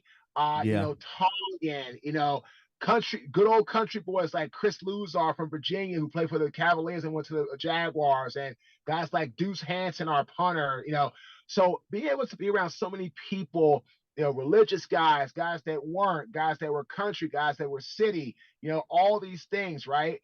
that makes me, when it comes to interviewing people, I can connect with a lot of different people, which allows for a really great show.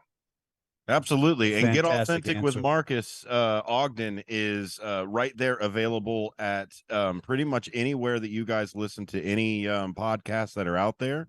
You're coming up on 1 year. Do you have anybody that you are looking forward to interviewing? Great question. So we're actually interviewing tomorrow Dionne Warwick's son. He's worked with he's a big time music producer. He's worked with like Beyonce, Willie Nelson, Pink, Christina Aguilera, Destiny's Child, Bone Thugs and Harmony, you name it. So he's awesome. We're interviewing him, and then we interviewed also Sugar Ray Leonard Jr., the son, who was great. That's coming out soon. But we're chasing some pretty big people. Working trying to get Mark Wahlberg in on to come on the show. We're trying to that'd get be huge. to come on the show. So yeah, we're working on some big fish, man. But as the show gets more notoriety, then we get a lot of people who will say, "Yeah, I would love to come on. I would love to be on." And like I said, we just surpassed 40,000 downloads in 10 months' time on the show. It's amazing. Fantastic, brother. awesome. Congratulations. Marcus, do you miss anything from the NFL? The locker room and the guys. Always the locker room. It's always the locker room. Man, you don't miss the weight room. Nah, I mean, I do that still today. I go to the weight room all the time, and the money's great. But I do well now with my business and all that. So money's, I mean, of course, I love the money, but I do well now. But it's the guys, like hard day, tough day, come in, shoot the crap, talk about this in the locker room, BSing around, going to games, the camaraderie, the brotherhood, the locker room and the guys is what I miss the most. Marcus, that is said so often. How hard is it when it's gone? Oh, it's hard. Oh, it's hard. I mean, a lot of guys don't do well because they don't have anybody to talk to about it. And I'm in therapy once a week myself now because it's just hard, man. When you don't have the brotherhood and you don't have people around that know what you've gone through, it could be really tough. So, it's really hard to make that transition. It's almost like the military guys. They can't handle it when they're out. Yeah, totally. That's correct. That's correct. Is there some sort of support that you were looking for when you did get out? Was there like a community that you dove into, or was there like a volunteer project? We were sitting here with Coach Eddie just talking about how so many players just give back to the community to kind of fill in that hole. He's Coach Eddie was a big mentor to Bernard Pollard. Yep. Great player. Great safety in the NFL. So really and truly, there wasn't anything when I left the NFL. The NFL today has done a great job between the NFL Trust, the Legends, the NFLPA Retired Players Association. So now when guys retire, there's case managers, there's systems in place to help us transition smoother and easier. But when I left the NFL in 2007, 2008, there wasn't that. That didn't come into play until the year 2013. Wow. So you were on your own, huh? And that if you hear what he says, that's when we had a lot of problems. Yeah. Hey, Marcus, who played a part in your life growing up as an athlete? Great question. Who played a part in your life that led you in a straight path? Oh, without a doubt, my father. I mean, there's just no doubt about it. Like, our parents divorced when I was 8, and our father raised us as a single dad from that time. And he was great. I mean, he played football at Howard as well, back in the late 60s, early 70s. As a matter of fact, we're the only father and son duo in Howard's Athletic Hall of Fame. So I went in for football. Wow, that's cool. And he went in for track. So he was a shot. He was a shot. There you go. Back to track. That's right. He was a shot putter. So yeah, I mean, but our dad was our everything. So without a doubt, our father was the shining light, without a doubt. Any coaches for you in high school that you kind of still piggyback off of every now and then? Yeah, Brad Collins actually coached me for one summer, and he was actually a coach for the other team that I played against, St. Albans, which was my brother's high school. Wow. But my dad hired Brad Collins to train me as a private trainer that summer before my senior year. And without Brad Collins teaching me the technique at a high level, there's absolutely no way I get a scholarship to Howard. No way at all. Because my coach staff at St. John's was good, but Brad was a next level up as an O-line. He played at Virginia, and he always do the technique. He taught me how to use my body, my feet, angles, and as a result of that, Howard gave me a scholarship when nobody else did. Wow. That's wow. a good story. That's a great story, man. Marcus, Coach Eddie here, he's a big proponent of track. Did you run track yourself? I did not run. I threw shot put my sophomore year in high school, and then I wrestled my junior year. And then my last year, I gave all to football. But I did throw shot put as a sophomore in high school, and I did do wrestling as a junior. He still did track. There you He go. still did track. That counts as track for Coach Eddie. Hey, speaking of the wrestling, how did that? Do you see that helped you in your technique of any sort? Oh yeah. Also the conditioning, because that's what football it's is freakish. all about. It's all about being able to withstand all the crap you have to go through from, the heat, the battles, the back and forth and all that. So yeah, absolutely. Wrestling was huge for me in that regard. What wrestling guys do is freakish. I mean, It is. It is not easy to just do a practice in wrestling. I've been trying to get kids. I've been getting when they're not in football, track, or basketball, go out for wrestling. Actually, that's what the Seattle Seahawks tackling technique now is, the wrestling drills. Yeah, really. Yeah, and so the shooting technique. Yeah, when you're shooting on somebody. Yeah, I mean, you better be you prepared. want those kids ready to go. I tell them do wrestling. Yeah. I if you don't agree. do 100%, Coach. Marcus, do you still follow the game as closely? Not as closely. I do watch, somewhat. The Bills are clients of mine.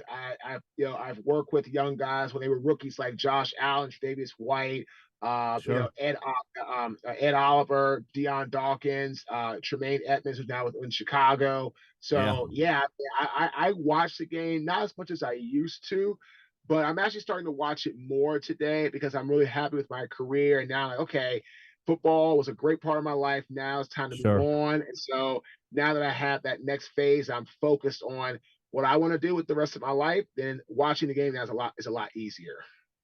What was the relationship like with your brother?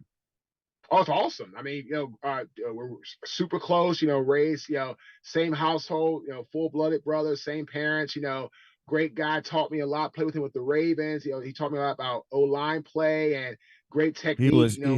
He was fantastic, brother. Oh yeah, he taught me so much. But again, that's what people don't know about Jonathan. Jonathan went to a high school where he had a guy named Dave Moeller, who was a phenomenal O-lineman at North Carolina Chapel Hill. Taught Jonathan great technique from 7th grade through 12th grade. You know what? It's funny you say that. He was a technician guru, your brother. I mean, unbelievable technician on film. People don't know this either. At UCLA, he had 4 different O-line coaches. You're kidding me. Wow. No way. Yep. And one O-line coach he had knew nothing about the position. He told me was a head coach in the NFL, Mike Sherman. Oh, Mike Sherman was an O-line coach. Wow. So your brother, so here we watched your brother play. The technique was maybe some of the best we've ever seen. That was something he learned when he was younger. That was something he didn't pick up at college. 7th grade. As a matter of fact, I remember playing for the Ravens. That's incredible. Coach Coletto used to tell the O-line room, everybody in this room do the technique I teach you except for number 75. He can do whatever he wants to do. Everybody else, do my technique. If you're not 75, don't question my technique. Unbelievable. How important is it to be a sponge when you're coming up through the training? Do you just take your word for every single person and try it out and just see what fits, or is there something like, nah, you don't know what you're talking about? So great players will take things from coaches and try to apply it. And if it works for them, they'll stick with it. If it doesn't work for them, they'll figure out a way to augment it to move in the right direction. That's great. That's great. Yeah. That's great. Well, thank you very much, Marcus, for being with us. Congratulations on your podcast. Congratulations on Yeah. the podcast. To listen to the podcast, Yeah, man. you got more listeners here, man. Yeah, man. Get authentic with Marcus Ogden, Apple, Spotify, Google, iHeart, Stitcher, Pandora. Check us out where people It's love all it. It's over. just great stories with great people. That's all we're about. Well, I'll see how check he you did out, that, Joe? man. Yeah, that was beautiful, man. I got Appreciate something it. from that. Appreciate That was smooth, Hey, brother. Marcus, you just saw our Joe right here. That How was to do it. perfect. That was beautiful. That was brother. perfect how you riddled that off. Appreciate it, fellas. All right, enjoy the rest of your night. Enjoy the draft. We will. Talk to you soon. Have a great night, fellas. Good Thanks night. for being part of it. Thank you. Appreciate it. God bless you, brother. God bless, brother.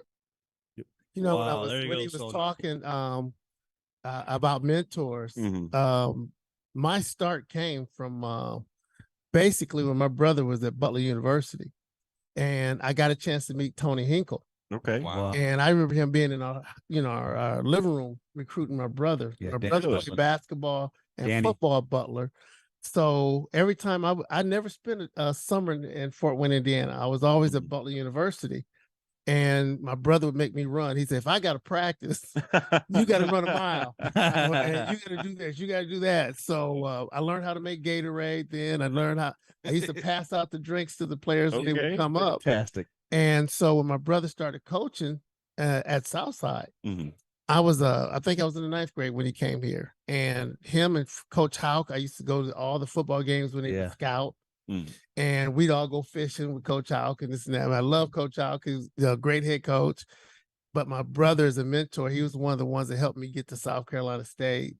And he's probably one of the reasons why I started coaching. That's great. And he taught me how to give back. And he great mentor for me, so It's back to that cycle, right? It's that cycle, that domino effect. Yeah, giving somebody hope and giving somebody the tools to Yes. achieve what they need, they're going to turn around and give that hope and those tools right back behind them. Yes. And my father was one of those guys that was a little story.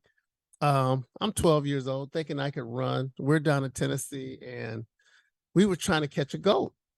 And I had goat? so here's this goat. I didn't know goats could run. Okay, first I'll say you try to catch a goat. Here's some content, coming, Dave. So it Get took us ready. an hour to catch this goat.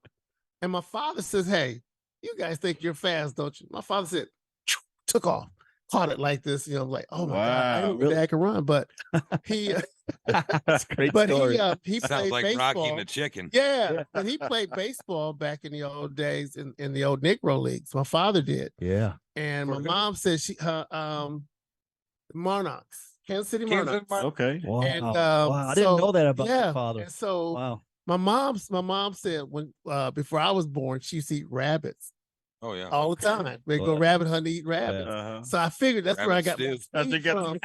Tastes But like chicken. yeah, but I had solid parents. Yeah. God rest my father, God rest his soul. My mom is still here.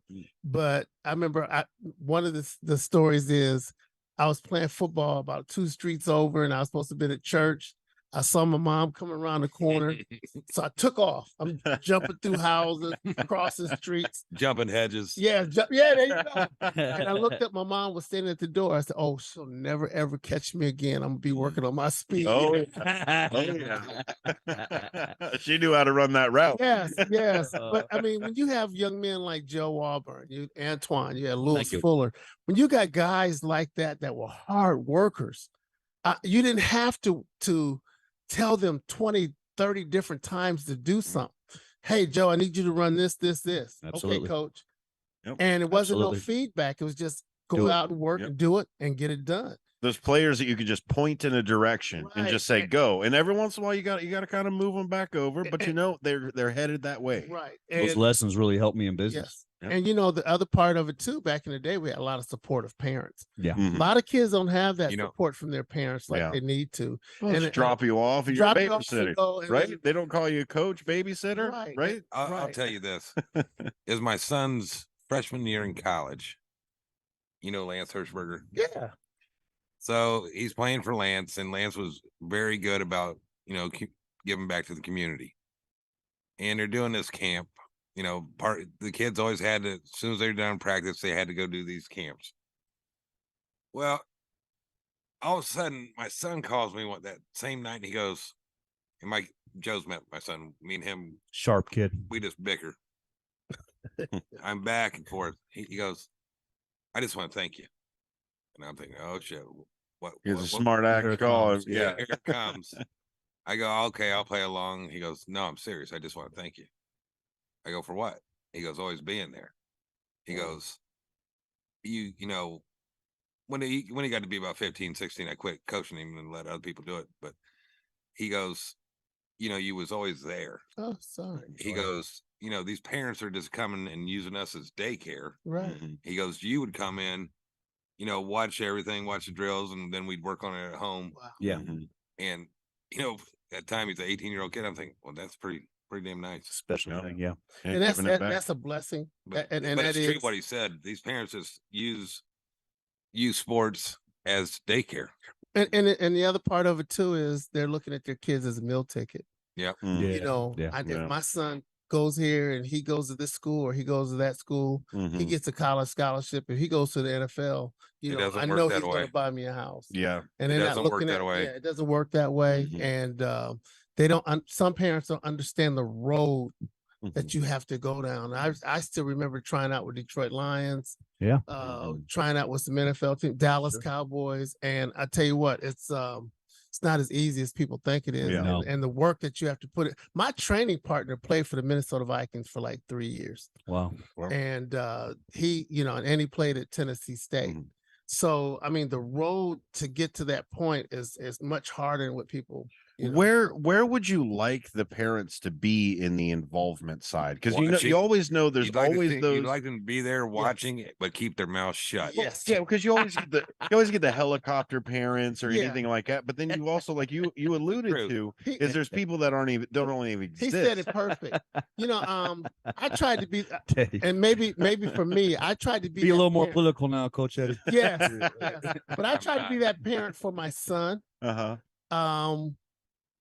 That will, if I see him doing something that he's not supposed to be doing or being lazy, I felt as a father, it's that coach's job to coaching. Yeah. But I also felt that Gotta back it up. Yeah, I'm like, hey, you're not doing this, you know, you're not doing that. And I would take him over Southside if he's playing basketball. We shoot over 1,000 shots. Wow. Yeah. Or we go Just to the working weight on room and get a lift in and do some running. I take him up to Geyer and do some running. Mhm. I wouldn't go ahead and coach. I didn't want to coach him. But you wanted him to be I accountable. wanted him to be accountable. And it backfired on me once. Okay. Because I remember we had a football game away at St. Francis and Southside had a basketball game. And I didn't really see eye to eye with the basketball coaches, but he only played like a minute. Here's a 6'3" kid sitting on the bench. Yeah. And all your starters is 5'10" and under. Yeah, should have been playing. And so I asked the coach, hey, is there anything I need to work on that I can help him with? Next thing, they put him on JV. And they didn't play him there. And I'm like, man, so I got to the point to where I would get frustrated and get mad. My blood pressure would go up. And my son said, Dad, he says, hey, man, if it's going to bother you like this, I don't want to play anymore. Oh, man. And back then I said, man, I need to back off. Yeah. So, but the other part of it too is I didn't like some of the way the coaching was at South when I was there. Sure. When I wasn't coaching there, I was coaching at St. Francis. Yeah. And my son said, Dad, he said, man, I didn't care about the sports. He said, I just wanted to be with you those 4 years in high school. Wow. Wow. And I was like, wow. That's great. It blew me away. Yeah, you never see You it never from see that it. side. And my son Yeah. is 6'4", 270, big kid. He films for Sun Great City kid, Sport. man. He loves working with Joe. He's fantastic, man. And- He's so talented, Yes. man. Your son is so He talented. is. He's found his way, you know. Yes. Dave, I got an update for you as we finish up here, wrap up the night. We're hoping that Joe will go for the Bills at 27. We're coming up on the 20th pick. The other player the Bills were looking at was they needed to replace a linebacker, and they were looking at Jack Campbell to pick at linebacker, maybe at 27. Jack Campbell just got picked 18th by the Lions. Well, hey. So the linebacker the Bills wanted, the Bills need a linebacker and they need a center. Now the linebacker they wanted is off the board now. So as we head on down to, I think the picks to watch, we're going to wrap it up here. I think you guys, but Well, as Big Joe's big enough to be both of them, right? Center and linebacker. As we head on down, Keep an eye on everybody out there. Keep an eye on number 25 for the Giants. And right here, man, your Bills 27. 27. That's Because it. the 28. linebacker they wanted is off the board, man. That's so that it. could be a possibility. I Man. know you guys have a Bengal jersey and a Bears jersey on, but the Lions are going to make some noise. Oh, I know. And Look, you and Roosevelt Barnes, man. You know that? Look, what he did last year, that coach is really good. No, and he's they good. like him. You know The why? players You know, like him. tell him, Eddie. You know why? When part of coaching, correct me if I'm wrong, Coach Eddie, when we go out and do the high school games, there's two things I always know about the coaching. Number one, you've got to have the ability to make halftime adjustments. You got to adjust on the fly. Yeah. And then number two, do your kids or your players play hard for you? Yeah. And that coach for the Lions, Dan Campbell, They play hard. they play hard for them. And I'm telling you what, Remember when the that- guys buy in and play hard for you, He had him in full pads. I think it was back in August. You know, they hardly do that anymore. And he goes, look, I need you guys to buy into me. I'm doing this for a reason. Yeah. And then look at the, that run they went on. Yeah. They are close. Yeah. They are really, really It's just a close. great thing. because they respect him. What, Play hard for 'em. what pieces are they missing?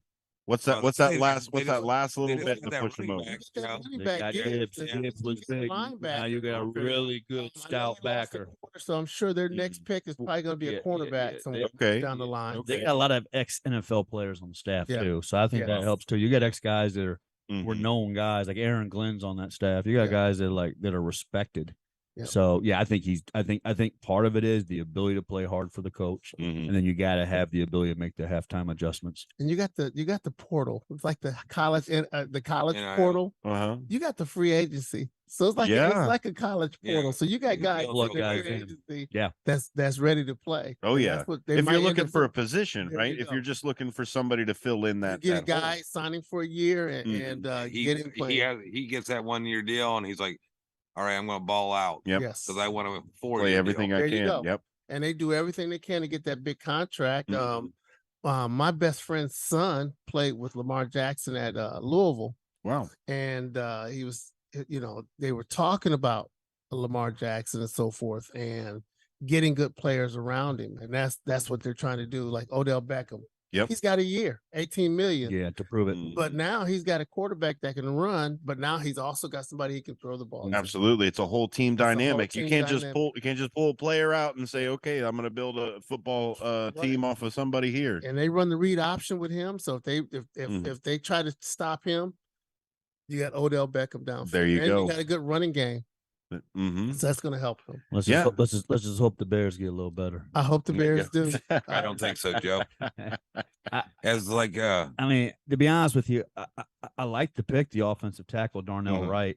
I went and watched the Bears and Eagles play this year, and I like Justin Fields, but I felt like he didn't see the field. He ran so much. He's a tremendous player. Oh yeah. But if they could get maybe some O-line help, which I was happy they did, maybe needs a lot of maybe he help. can see the field a little better. I felt bad for him because he was just taking a beating, but Yeah. I was upset when they traded. I was not a upset. Fields guy, but the beating that kid took. He's a tough kid. He did. moves Oh. around. His same quarterback coach at Ohio State Mm-hmm. was also Antoine Taylor's quarterback coach. at South Really? St. Francis. Really? Wow, that's Mike tough. Yursich. Yeah. And Mike's at Penn State right now. Wow. And so, he said he's a hardworking kid. Mm-hmm. Now it's just Yeah. try to get his skills, to the point where he can handle the NFL. Mm-hmm. Totally. Well, I'll tell you what, obviously man. you guys don't drink beer. We're time to wrap this up. First annual Sonar. Yeah. You know what I tell the kids? I said, if you get in husband jail, that's worse than jail. Exactly. Yeah, we're probably all there tonight. That's true. I want to thank everybody for being here with us. First year, fantastic party. We had a lot of people show up. We had people part of the conversation. We got a lot of things covered. I got to ask some fantastic questions. I know all the questions I got to ask is what I wanted to know. And I appreciate all the guests that are here. Of course, Ben back at the network. Thank you, Ben. Thank you very much for this extended 260 episode over here. Like always, Denise. I want to thank Joe and Denise. Yeah, Joe and Denise, thank you so much. Denise is patient. She's still sitting over there. Absolutely. She had her fill of football. Thanks. Did you fall asleep? Did you fall asleep, Denise? Nah, she been great. Yeah. Snapping pictures. She had her fill of football and pizza. I was going to say thanks what to it Jimmy at Lakehoff's for Yeah, thank you, Jimmy. on the pizza. That was really Yeah. nice.